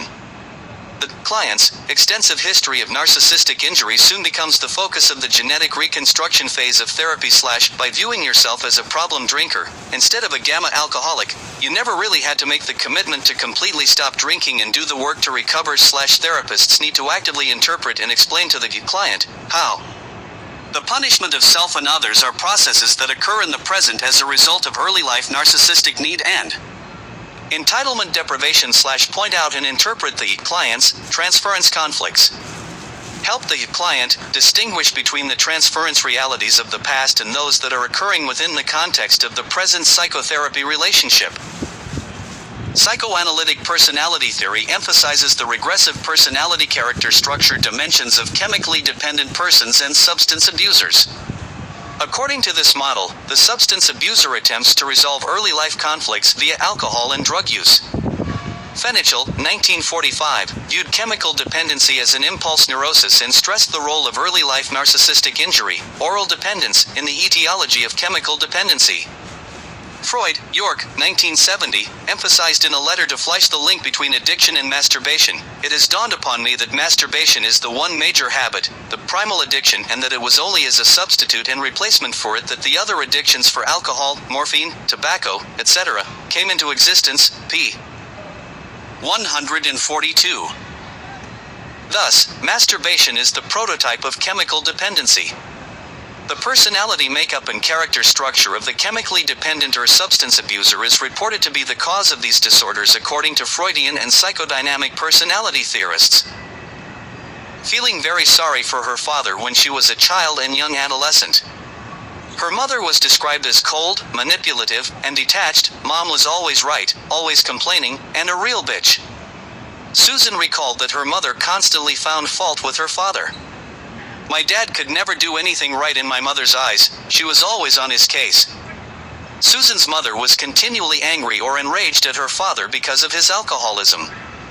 In fact, Susan was able to recall vividly that her mother verbally as well as physically abused her father. On one occasion, her mother knocked her father unconscious after he came home intoxicated. Susan was repeatedly told by her mother, "Your father is a no-good, drunk, son of a bitch." Susan had blamed her mother for her father's alcoholism since she was a teenager. She also felt that her mother was responsible for her father's death. She told the therapist, "If my mother had loved my father and treated him like a decent human being, he would have probably not been an alcoholic. He sure wouldn't have needed to drink himself to death." The client began to consciously realize in therapy that she had repeatedly attempted to rescue and treat her father vis-a-vis her relationship with chemically dependent clients. This interpersonal and intrapersonal repetition compulsion also included the unconscious dynamic of differentiating herself from her mother. It was very important for Susan to be able to love and experience intimacy with men. She did not want to be like her mother. Susan had attempted to be a good mother object in these relationships, and yet she was unable to love her male companions into recovery just as she had been unable to rescue her father from alcoholism. G. Forrest TQ 3118.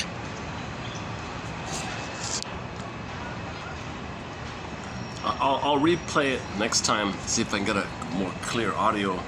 There might have been some static right on the table like that. I noticed the angle was that the speaker and the mic was a little bit misaligned or something. Hopefully the audio was okay, and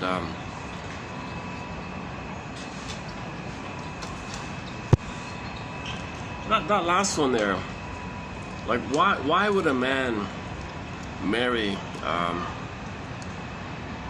an emotionally abusive woman like that? Well, he's trying to get the needs of his father. When he was a child, his father didn't get his needs met with his wife, so he played him and found a woman to play her father's wife, her mother. So and Teachworth has the couple imprint theory, as above so below. So the child is growing up watching a film reel, conditioning about the mother and the father, learning about relationships, learning about husband and wife by watching the parents. So the child is imprinted by this. And the theory is, in this example here, if it's a boy, he'll mimic after one parent and find a partner to play the other parent. So in this case, he's going to mimic after the father. Maybe he's the second born or something. Yeah, he'll mimic after the father, right? So if this guy here, as a child, had a father who was passive or something, the mother was verbally abusive, then he'll play the father one and find a wife to play the mother role and recreate in their marriage a reflection of the imprint, as above, so below, right? Now the kid comes on the scene, doesn't know any of this stuff, right?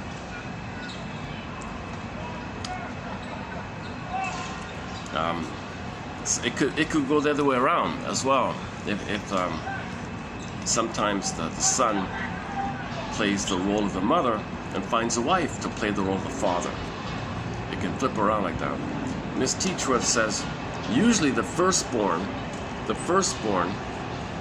in the case of firstborns, if the firstborn's a boy, usually the firstborn as a boy will play the role of his mother and find a wife to play the role of his father and recreate in their marriage a reflection of the parents. And the arguments they have in the present reflect the arguments that the parents had. They're recreating a continuation, they're picking up where things left off like that. If the firstborn is a daughter, chances are she'll mimic the father and marry a man like the mother. So if a woman doesn't like her mother and she says, I would never want to marry a man like my mother, no way, no way. Okay? But she has to. She's only attracted to it because she's going to play the role of the father and follow the imprint and marry a man like the mother. Because she's playing the father and she needs a man to play the mother one. The second born is flipped. Whatever the third one is, the fourth will be flipped, and there's a tendency to flip it like that. So a very good book on couples relationship is why we pick the mates, why we choose the mates we do, or why we pick the mates we do, something like that, by Anne Teachworth. She only has that one book. Apparently she was going to publish a sequel, and just at that moment there's a little question mark here. In the interview on YouTube she said it's going to be published, but she passed away at that time, so we don't know where that book is. So I wrote around, does anyone have a copy of it? It was never, there's an ISBN number for that book, but it seems like it never quite got through or something. But there's a manuscript. It'd be an excellent book if somehow that book can be saved. It's a follow-up to that first book, Why We Pick the Mates We Do. It's a very insightful book. She's a good writer, a very insightful book.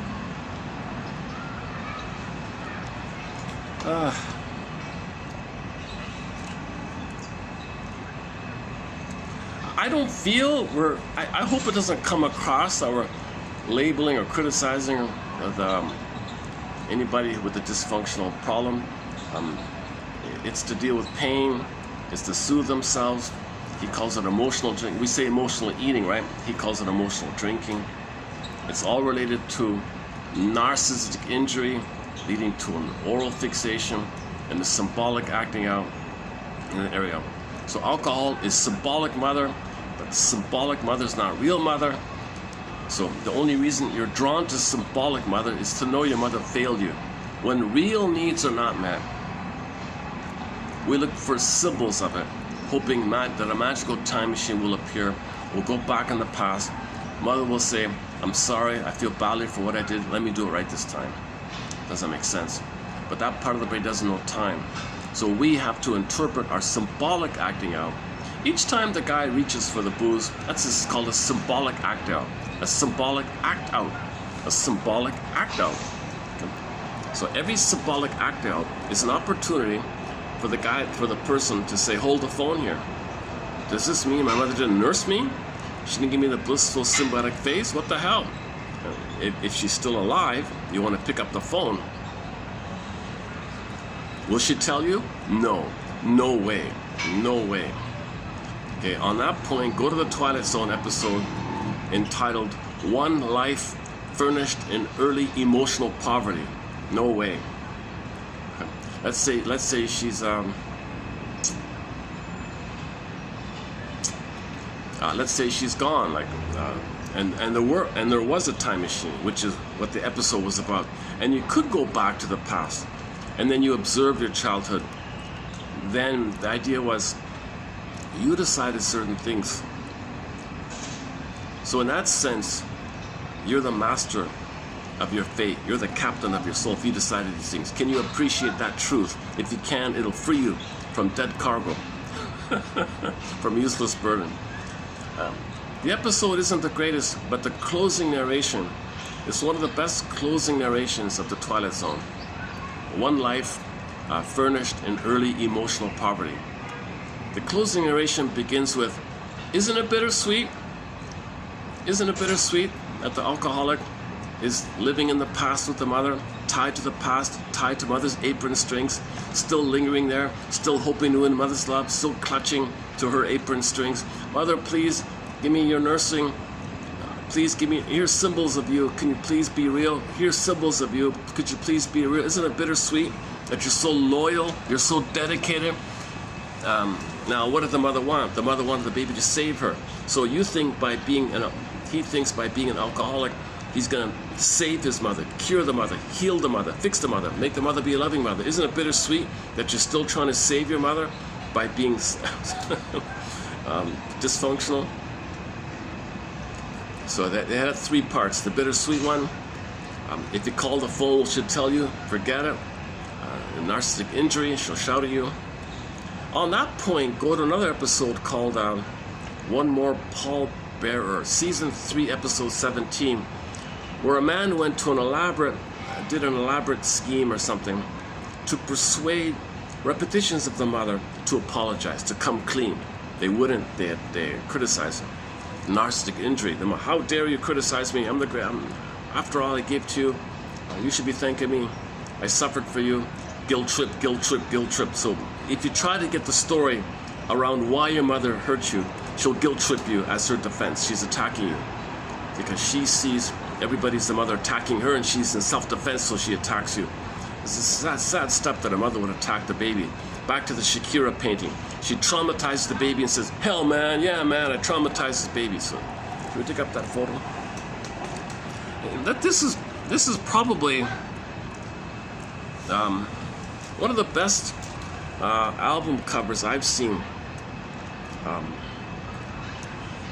don't want to say it's my favorite or anything like that, but it's, in terms of information, it's one of the most informative, most important messages that any album cover, like music.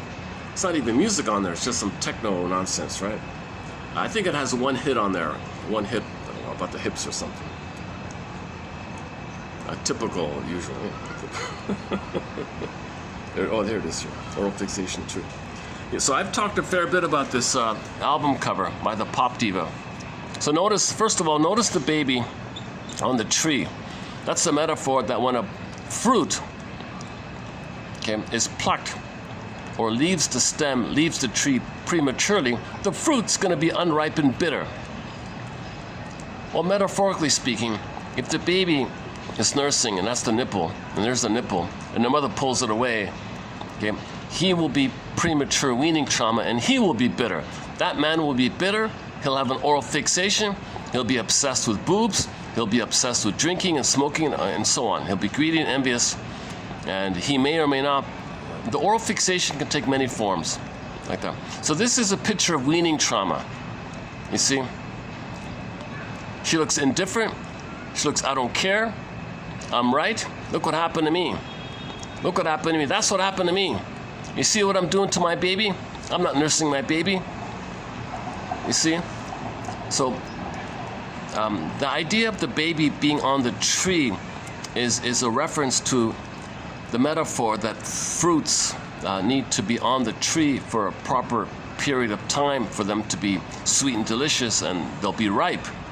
Well, babies have to nurse for a proper period of time. They'll be sweet and lovely as well. But if they're prematurely weaned, like that one, he'll be bitter and angry and have an oral fixation.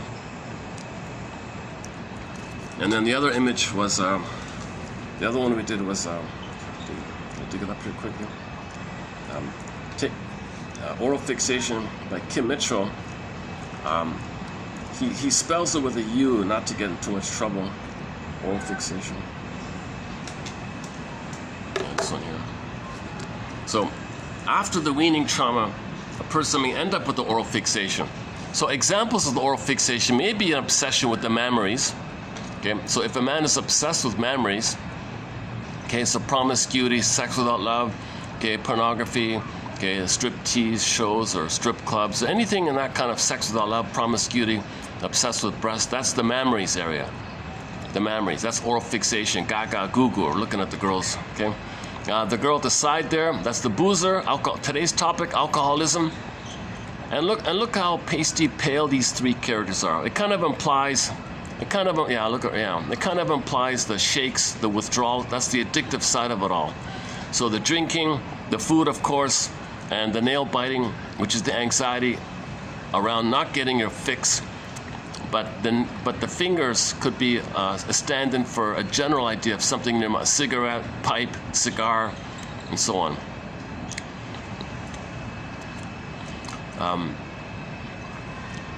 Again, the three characters are kind of under the breast.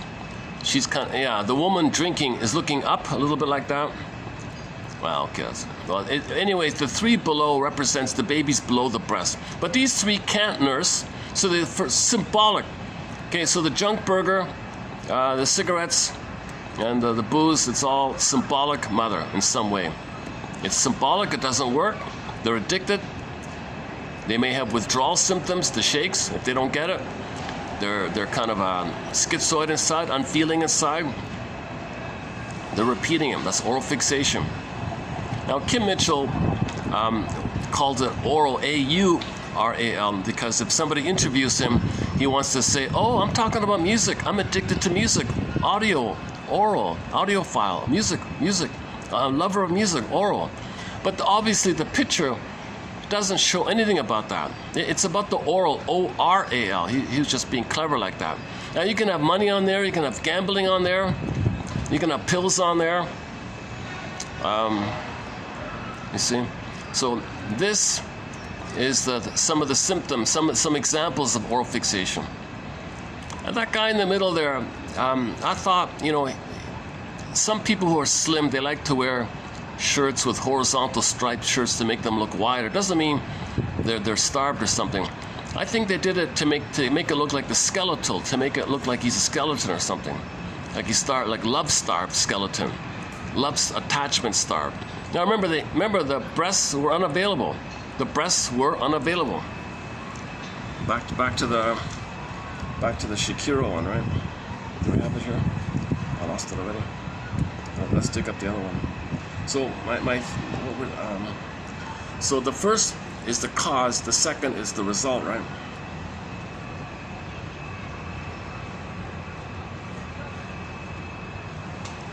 Okay, so this is the cause of it all.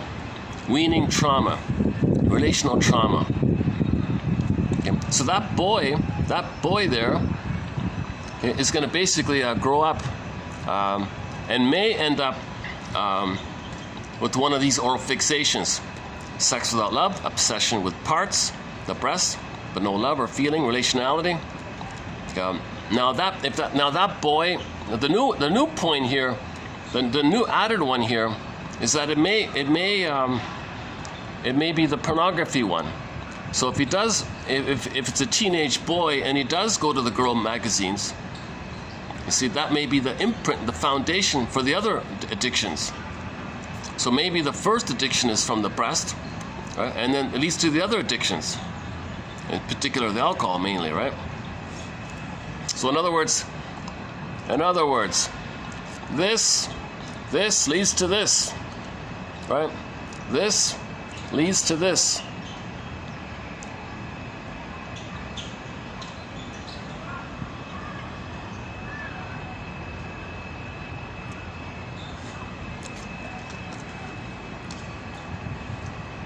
From a psychoeducational point of view, that Shakira album is the number one. Gets my vote. It has been nominated for a Golden Windmills of the Mind Award. Can you believe it? This album, this image is under has been nominated to receive a Golden Windmills of the Mind Award for showing you why there are oral fixations. The reason for there being oral fixations, narcissistic injuries, is because of this. The mother in the middle pulls away the nipple breast, and the baby's reaching, and he's unripe, he's not ready.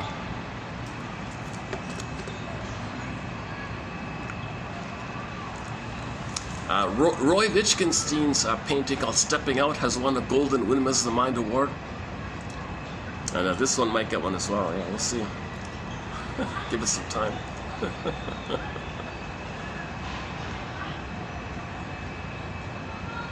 So we already have 23 award recipients of the Golden Windmills of the Mind Award. Robert Bly, Jane Elliott, okay, and so on down the line. Paul Gray has one. Even Paul Gray has one. In Ego and Analysis of Defense. It's a very simple message. You're talking, you're free associating, an emotion comes up. To get away from the pain of the emotion, one way to click, change the topic. So the moment you change the topic, That's a defensive maneuver to focus your attention on the weather to get away from the feeling that was coming up. So you want to notice that moment when you did that. I noticed you were talking about A, and suddenly now you're talking about the weather. Did you notice that moment? That moment when you did that? You know, yeah, I was feeling something. That's why.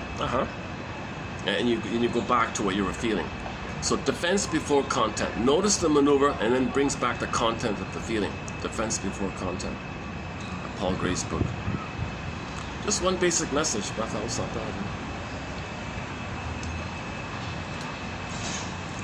How are we doing here? Let's see. Let's check the battery. Battery 30%. 446. Nobody's pouring in yet. Okay, let's do today's quotes for below, which is 20, right? What's that? Let's take it up here. So today is so all what that just did was preview all that stuff. 15 to 18. Those 4 pages are preview, but below is 20. Pardon me, 3080.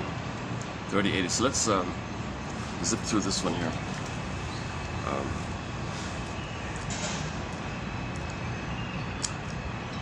Tolstoy famously wrote that all families are alike.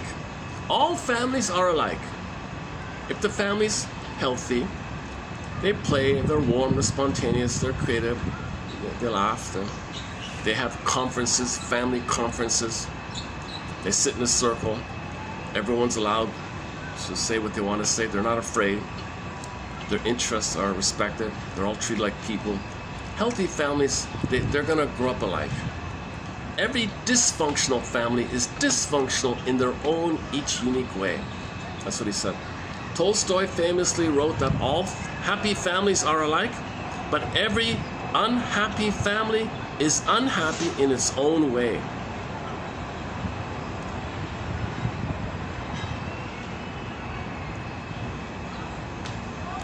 So every alcoholic is going to be a uniquely alcoholic in his own way.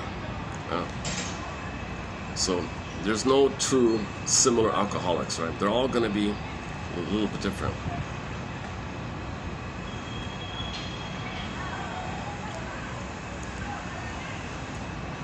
Okay, these quotes,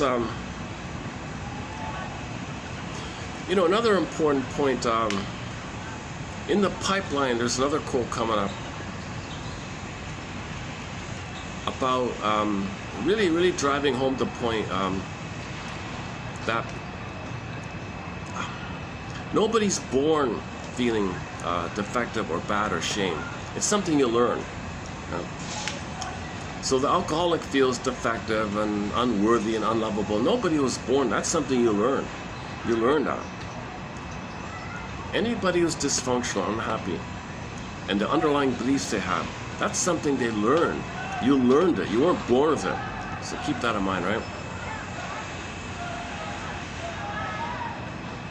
There is nothing wrong with you, an individual who experiences a trauma. You are a person responding to something that was wrong in the environment. Right? Inside the body, trauma can behave like a home intruder trespassing into your body's own physiology to wreak havoc and rob you of energy, protection. Oh yeah, those oral fixation characters, the image inside is Medusa sucking the energy. So that's why they look so pale and pasty and starving, sucking the energy. Like that. Any kind of vampire image can be a personification image, symbolic image of what's in them that's draining them that way.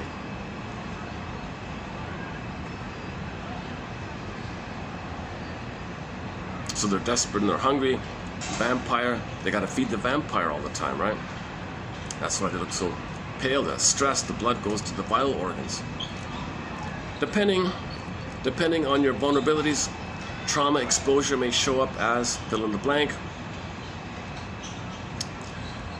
while you may think you're fine, that the trauma you experience is no big deal, the body may not agree with you. Time and time again, I see people who disregard their trauma, yet their body tells a different story. Every body tells a story. Mysteriously leap between mind and body. Mr.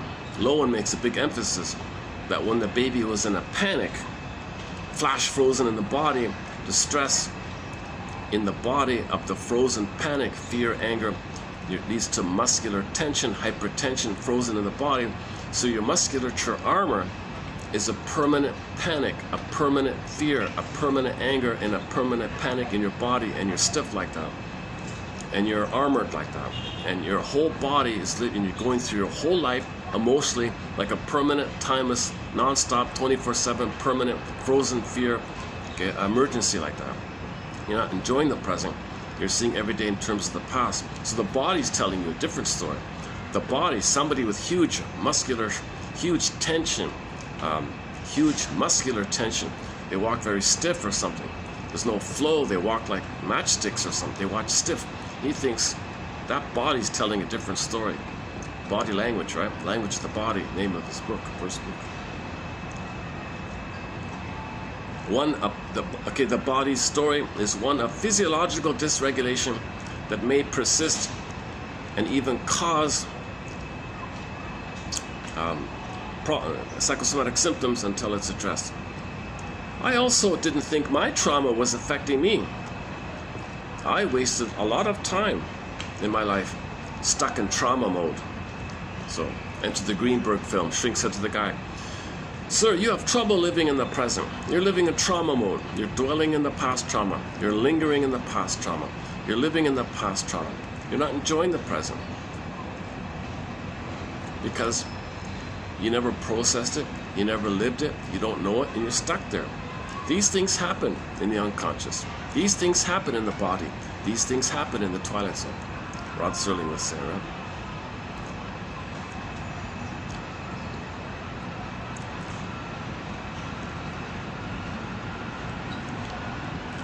Okay, this next one here about the sticky notes, I'll just leave it here as an honorable mention kind of quote, the sticky notes.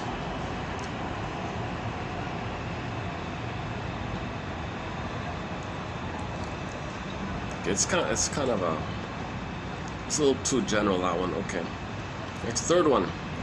I was shocked to learn how many hormonal problems were being treated with a completely wrong approach. Pills for emotional health? What the hell? I was surprised to find that 1 in 4 women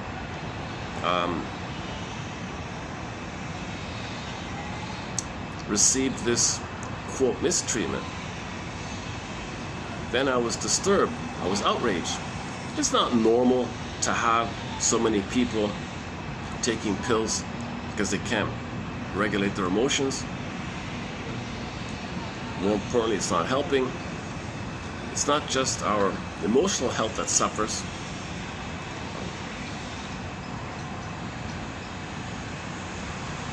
Nobody's addressing the cause of this.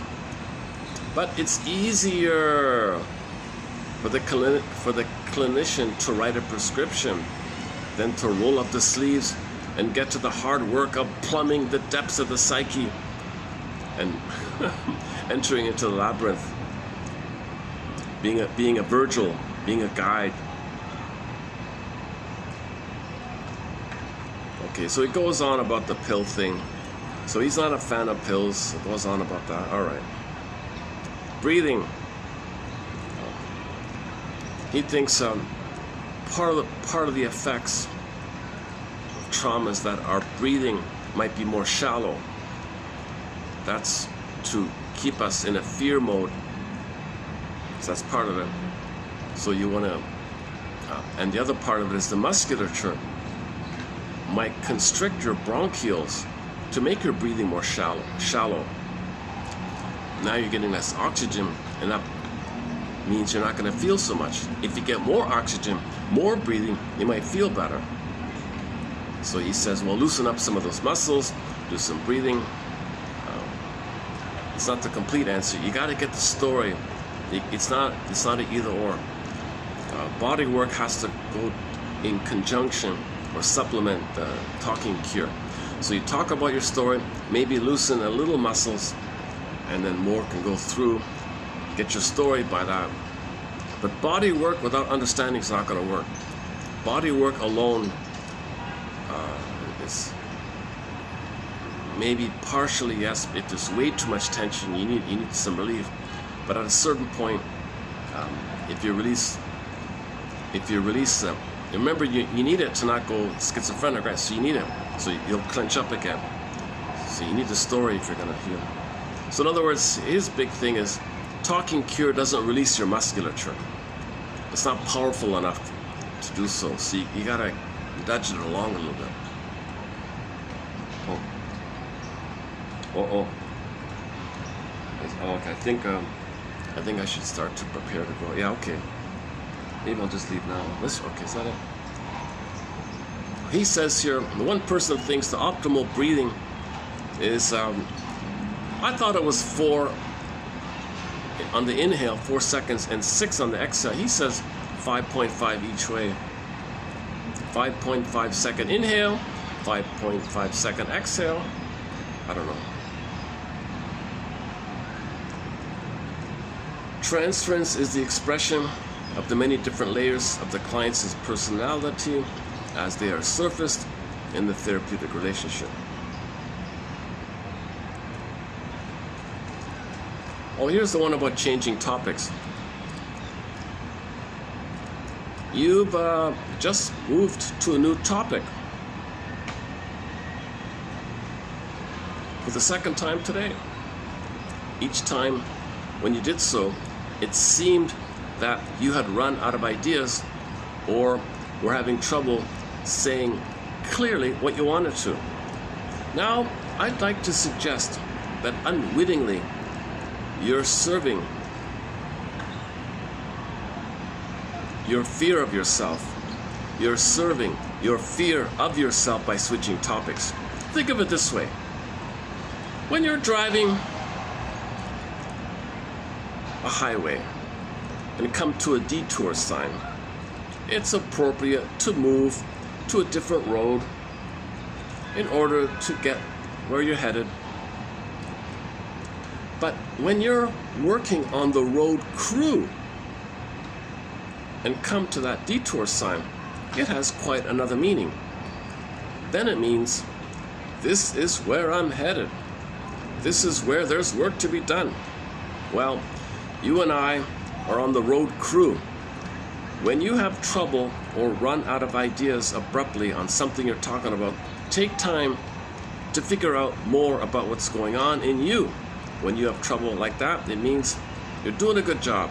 And we've come to a place where we can help you win back more of your own awareness.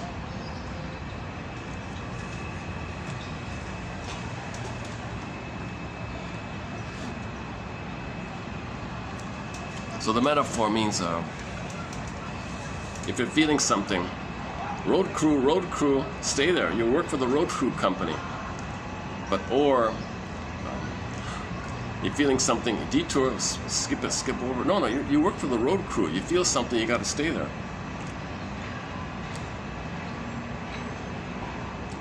How are we doing here? Well, since it's a holiday, maybe I should. Oh, it's cool, right? Where can I go? Should I go up there?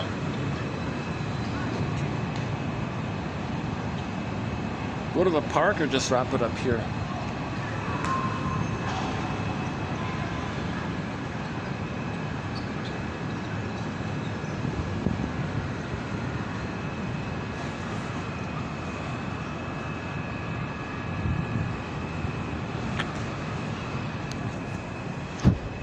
Okay, let's just play a final song and then we'll wrap it up.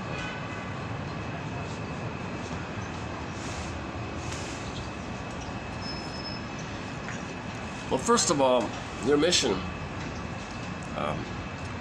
should you choose to accept it, submit it for your approval,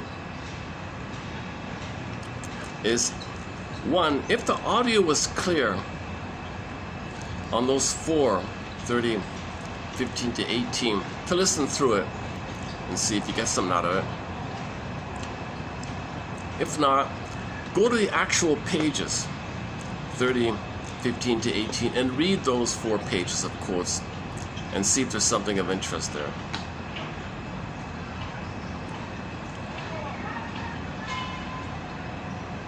What thoughts spring to mind?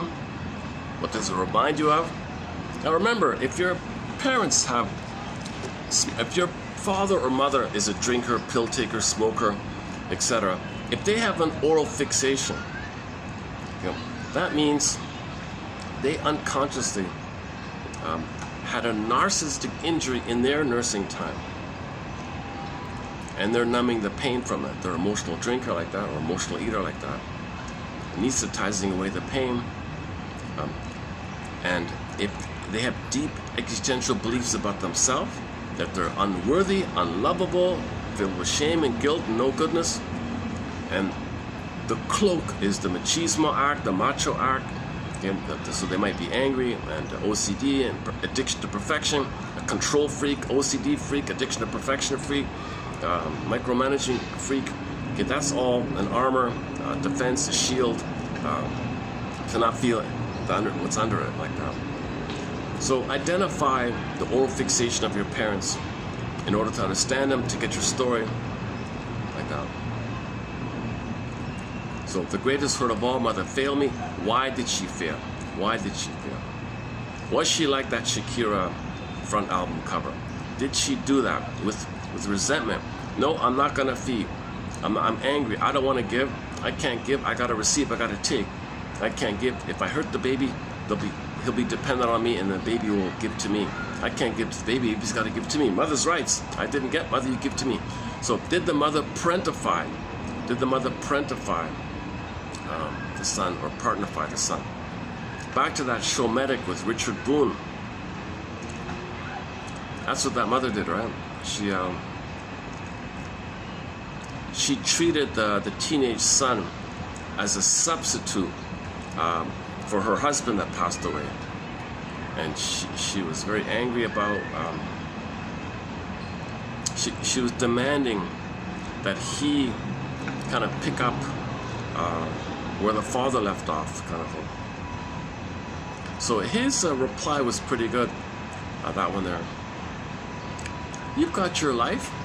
You can live it the way you want. I'm sure Dad was a great guy. He was a great guy. I'm sure he was a great guy. He was a wonderful guy, right? He was a wonderful guy. But I can't live a dead man's life. Should we dig it up? Let's see. Can I dig it up quickly? Am I online here? Yeah, I think I am, yeah. Let's see if we can dig that one up. What's the episode called? Oh, Mother Says Jump. Yeah, this is the guy with the acne. So this guy was gonna practice for the Olympics. He was gonna be a jumper. He was only in high school, but it looked like he could have tried out for the Olympic team or something. And the mother was really over the top pushing him. I'm surprised it's the same actress who played the shrink in Medic. It's a great idea. It's educational. Like you'll learn some medical information, even though it's from the 50s. Medic. What was it called? Mother Says Jump. Mama. What's it called again?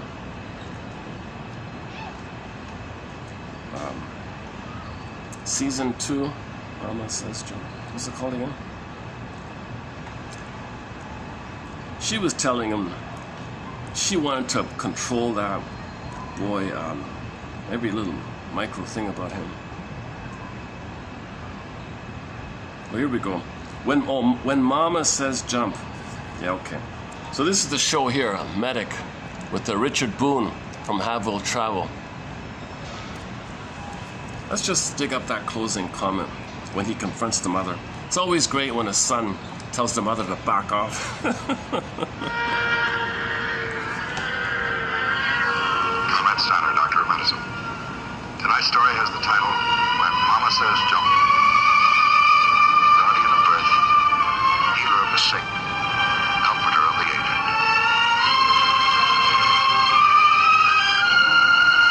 And the qualities of the worthy physician are three. The eye of an eagle, the heart of a lion, the hand of a woman.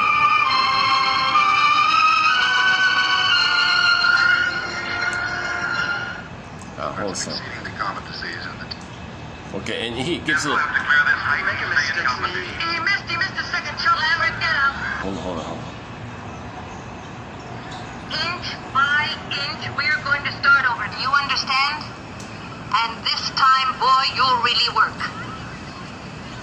I'll try to explain to Charlie. I'll tell him some lie, like you had a stomachache or something. He even got me lying now. And there's a big meet in September, and I'll get Charlie to wangle an invitation. This time, so help me, you'll deliver. Who for, Ma? For your friends, that's who for, and the people that have faith in you, Dix. Ma, when I came back tonight at the airport, you know how many friends were out there to meet me? Only one, Dr. Steiner. You're not going to listen to Steiner shoot his mouth off about pimples anymore. Do you hear? No more. You're going to make up for that disgrace up at Colby. I never hurt you, Ma. You hurt me plenty this afternoon, Dix. This afternoon, you hurt a lot of people. Let me live my own life, Ma. You've got your life. You live it the way you like. That's up to you. But don't live my life for me. Dad must have been great. But I can't live a dead man's life.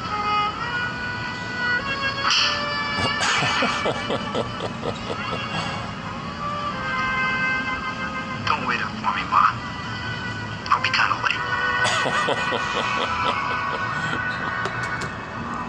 Now, the whole thing with the pimples, that's part of the medical. So there's two things going on. The doctor, Richard Boone playing a doctor, is trying to educate the viewer about the whole pimple thing. And so don't scratch it, it's bacteria and things like that. Don't put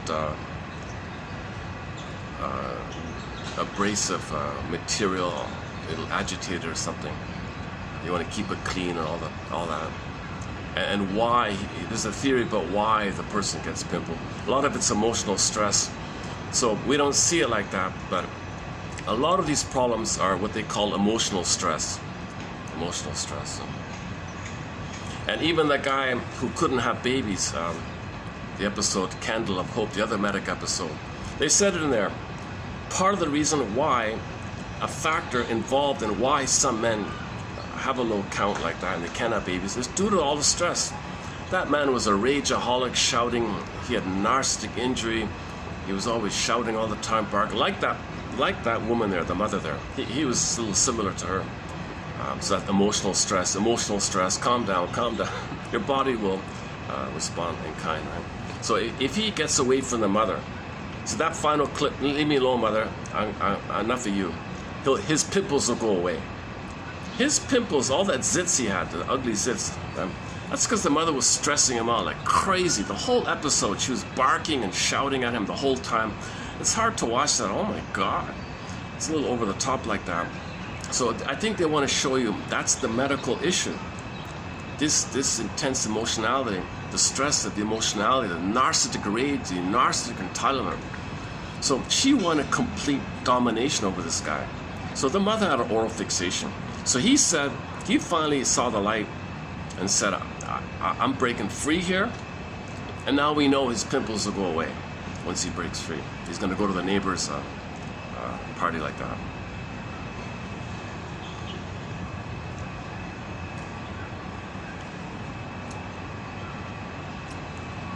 And she didn't want him to see the doctor like that. So the doctor was playing a bit of a fatherly kind of role, helping him to separate from the mother, like that. Oh, it must be, it's a 5 o'clock. Oh, hang on, okay. I think it's 5 o'clock already. Let's see. Let me check something. What time is it? Oh, 5:10. Oh, it's open now. Oh, it's officially open now. The upstairs part's open. Not this time. I don't want to.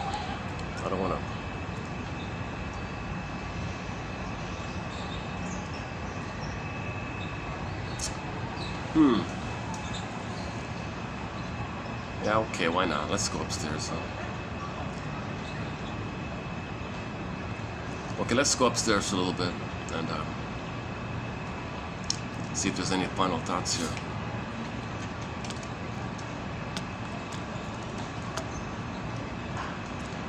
That actor, Richard Boone, played Heck Ramsey. Very good show called Heck Ramsey. We've got some quotes from it.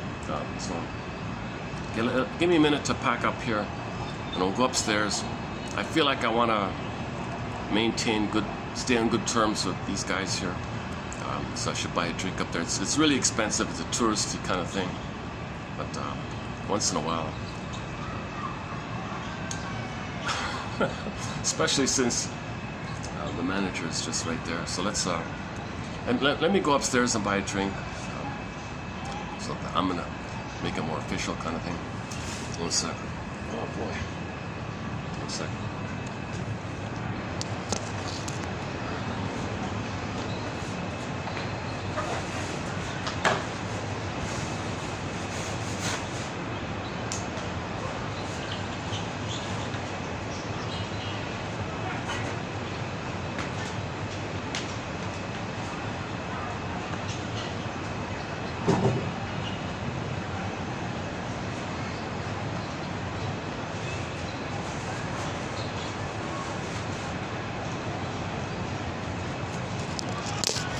Yeah, it's a nice day. Let's go.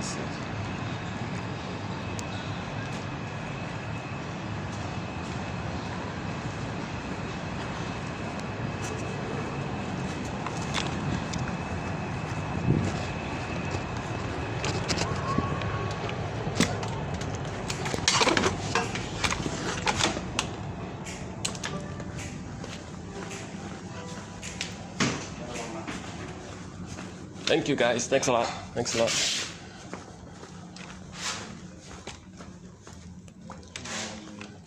Oh.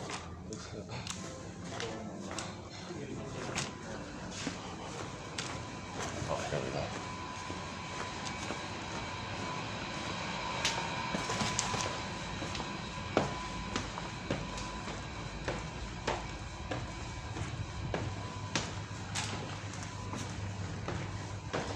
Today's a Tuesday. This is a holiday. It's unusually quiet because it's some kind of holiday here. I'm not even sure which one it is.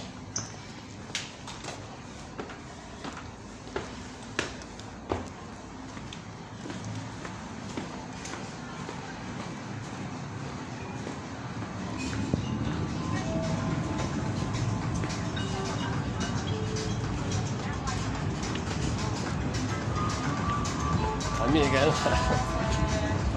I'll be back in a second. 1 second.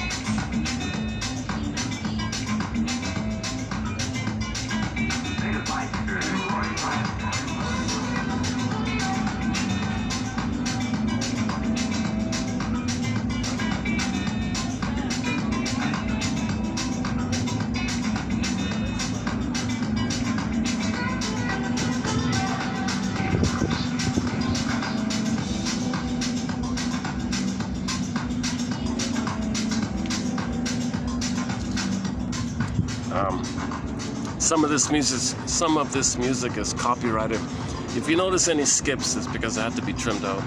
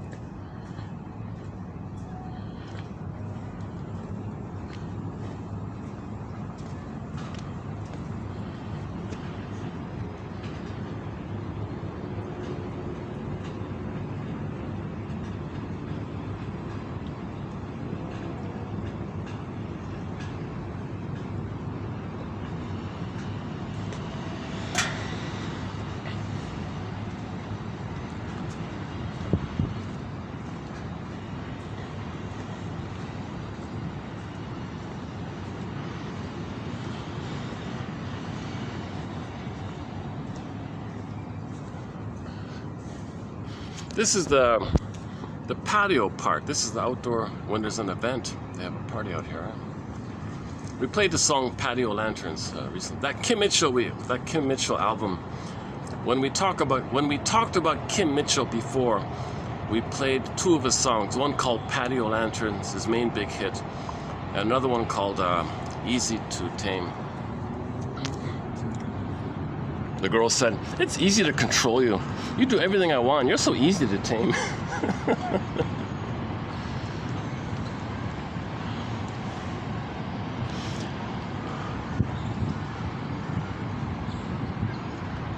She'll dump him. It must be something psychological. It's really quite explainable. She only wants men who are unattainable. He's too attainable. Her mother was unattainable. She can't love a man who's attainable. She's only attracted to men who are unattainable. It's really quite explainable. Sings Katie Lee. It must be something psychological.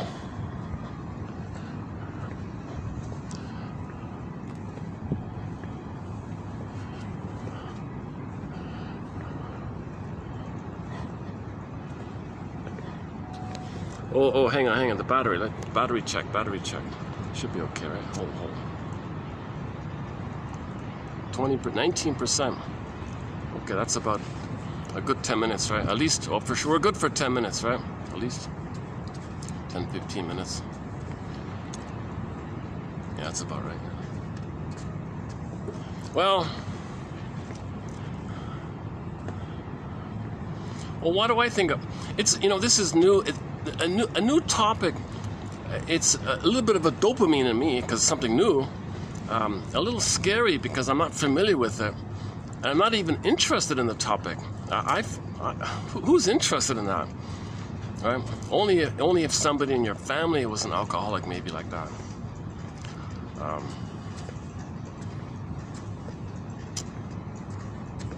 So a little empathy, right?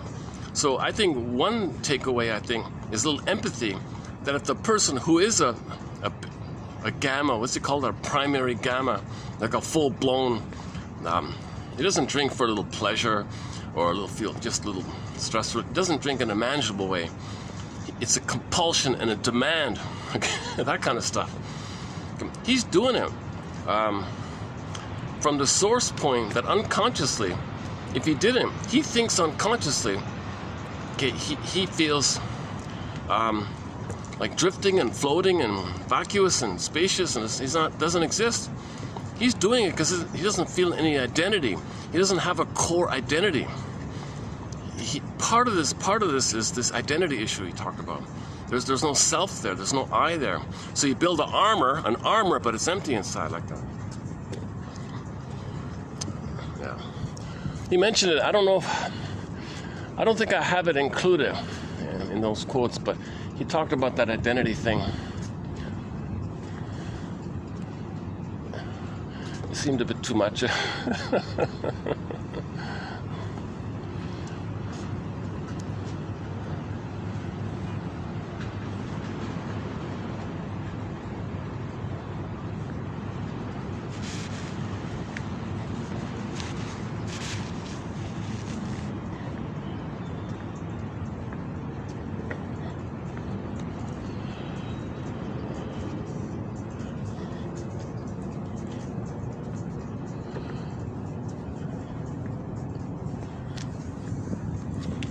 This plant reminds me of Alexander Lowen's book called Narcissism. On the front cover of the book, there's a picture of a little white flower, smaller than this one. So we'll post some quotes from that book in the future. But today's topic: narcissistic injury. That means you're frozen. Well, it's all about you, center stage, all entitled. So there's entitlement complex, everything or nothing, all or nothing, can't give, can't love, no affection, no tenderness. Now the need for love and the failure of it goes to the sexual area. That's why the promiscuity is there. And then the promiscuity, okay, if it's the teenager with the magazines, Freud said there's an imprint. You're laying down, it's kind of like the foundational imprint for later on addictions as a continuation and a pickup of that. I think that's what he meant.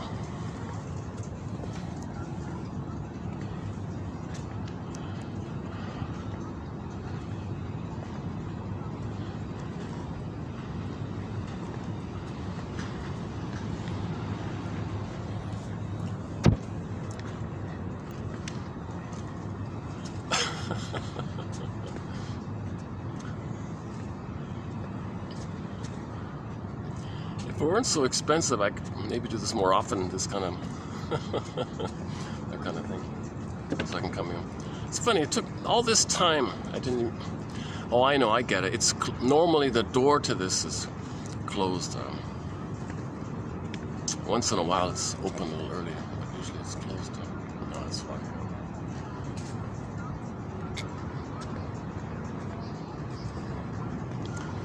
Well, now he dispels the myth that about how to go again. It's not an automatic conclusion that if somebody's alcoholic, that they're antisocial, psychopath, belligerent, cruel, you know, that kind of thing. Many are, of course, but it's not an automatic thing like that. That section of the book, the antisocial, psychopath, I kind of skipped all that. But he made the point about there's zero father and a very aggressive mother, and the added point is that the mother encourages his negative behavior. That can lead to the so-called psychopath. That's his theory. I didn't include that point. Didn't seem too clear. But in terms of the idea that there's a lot of absent fathers, a lot of demanding mothers, but what's the added element that makes him like that? Makes him more criminalic. Well, he's got to fight back against the mother. He feels like an emotional dwarf. The mother is doing that to him. So Burglar says he's got to do something over the top against the mother.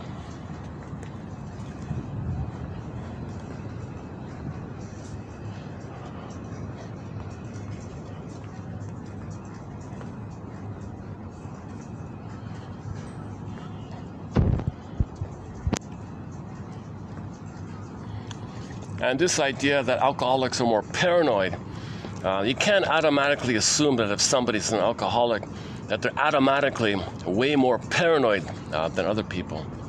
So he kind of dispelled that myth. But there does seem to be an increased chance in that area. So maybe on some kind of statistical survey, maybe it seems to be that there's a greater chance of paranoia dynamics, paranoia ideation, paranoia proper, if the person is a full-blown alcoholic. Because if they don't get their fix, all the pain's going to be projected onto outside, right?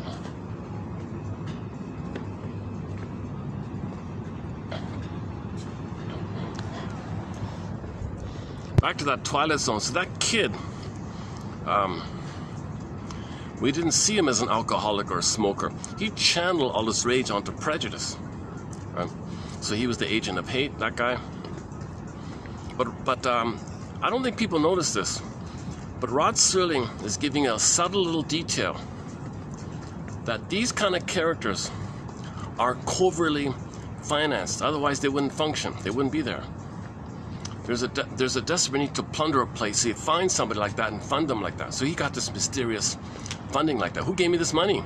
Nobody knows. Just some mysterious, shadowy thing. This imaginary unknown. Suddenly, all of his bills are paid and all of his debts are paid and things like that. He's well on his way.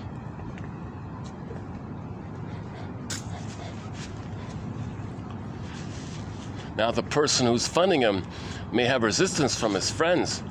That's why it's also hidden like that.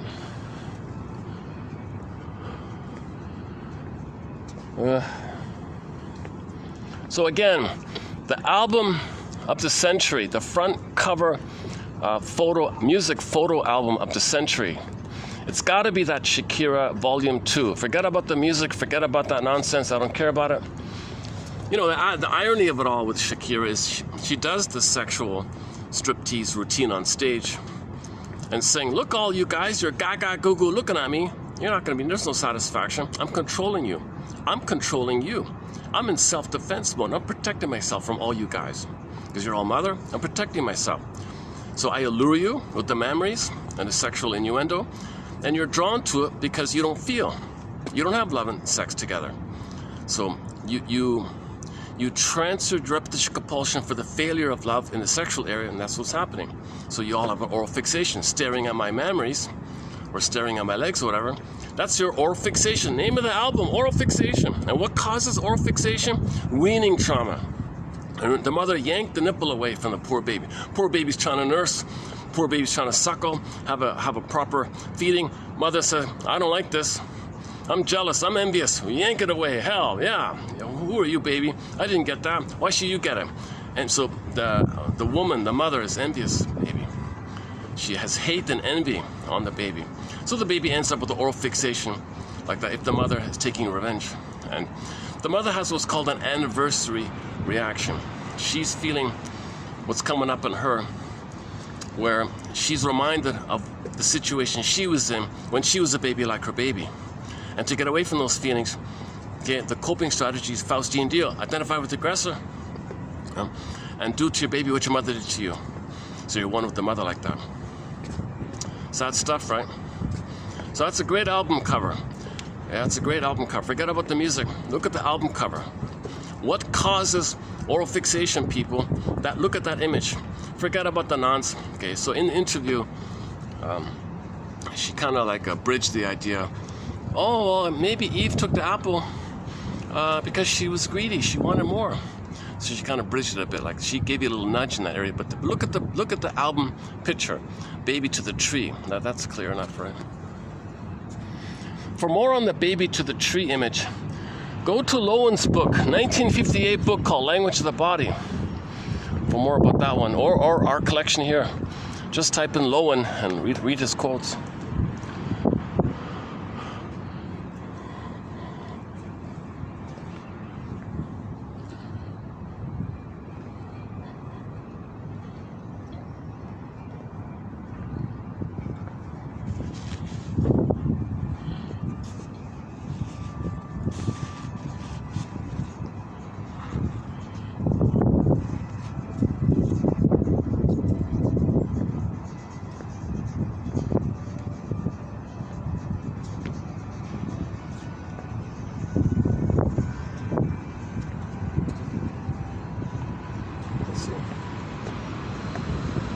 What hasn't started yet, eh? The party down there. So they're preparing for something down there.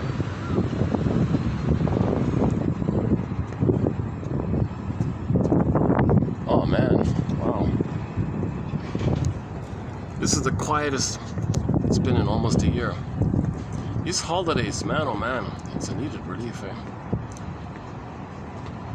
So everybody's at their home, going to their hometown, right?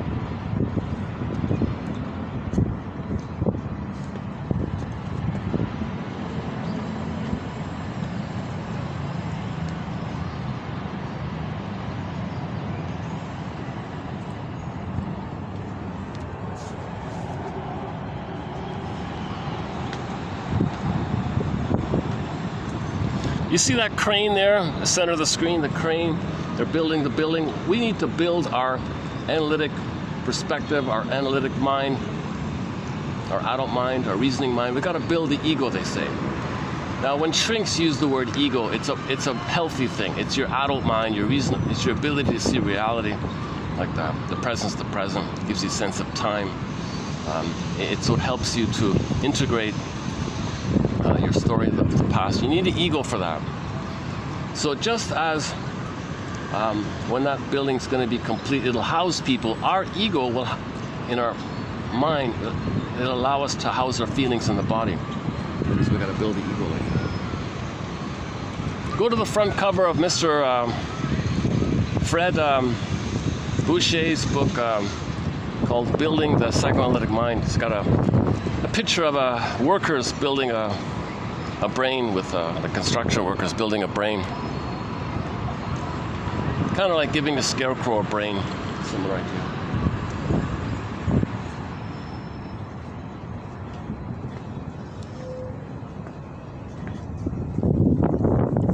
Yeah, this is the perfect timing before it gets dark and it lets in after it gets dark. Wow, how are we doing here? Oh, battery check. Hang on. 13%, eh? 13%. Well, okay. Let's close up within 5 minutes. Any concluding final thoughts? Should I get the music? No, I forgot. Okay. Should I go get back the music player?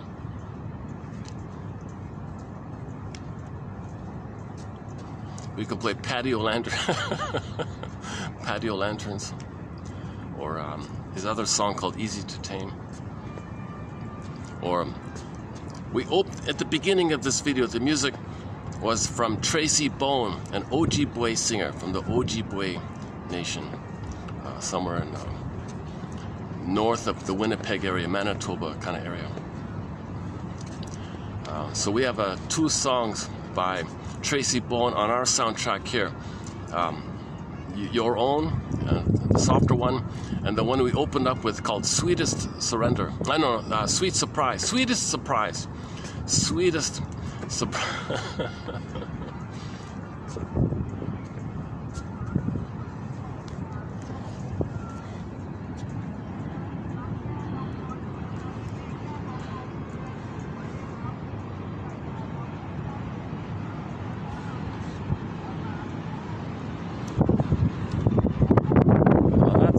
Eastbound.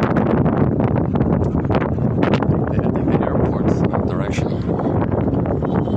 Antarctica is that away. West. So the North Pole would be that away. The North Pole.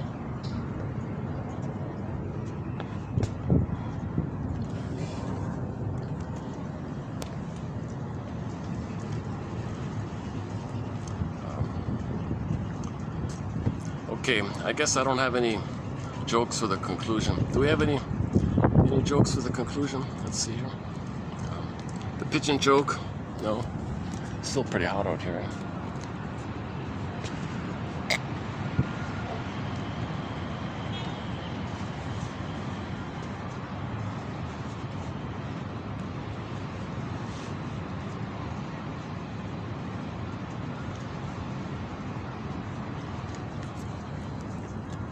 Okay, let me just close up with the old children's little riddle.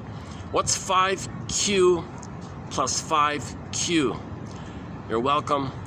For the love of narrative medicine, may the psychoanalytic force be with you.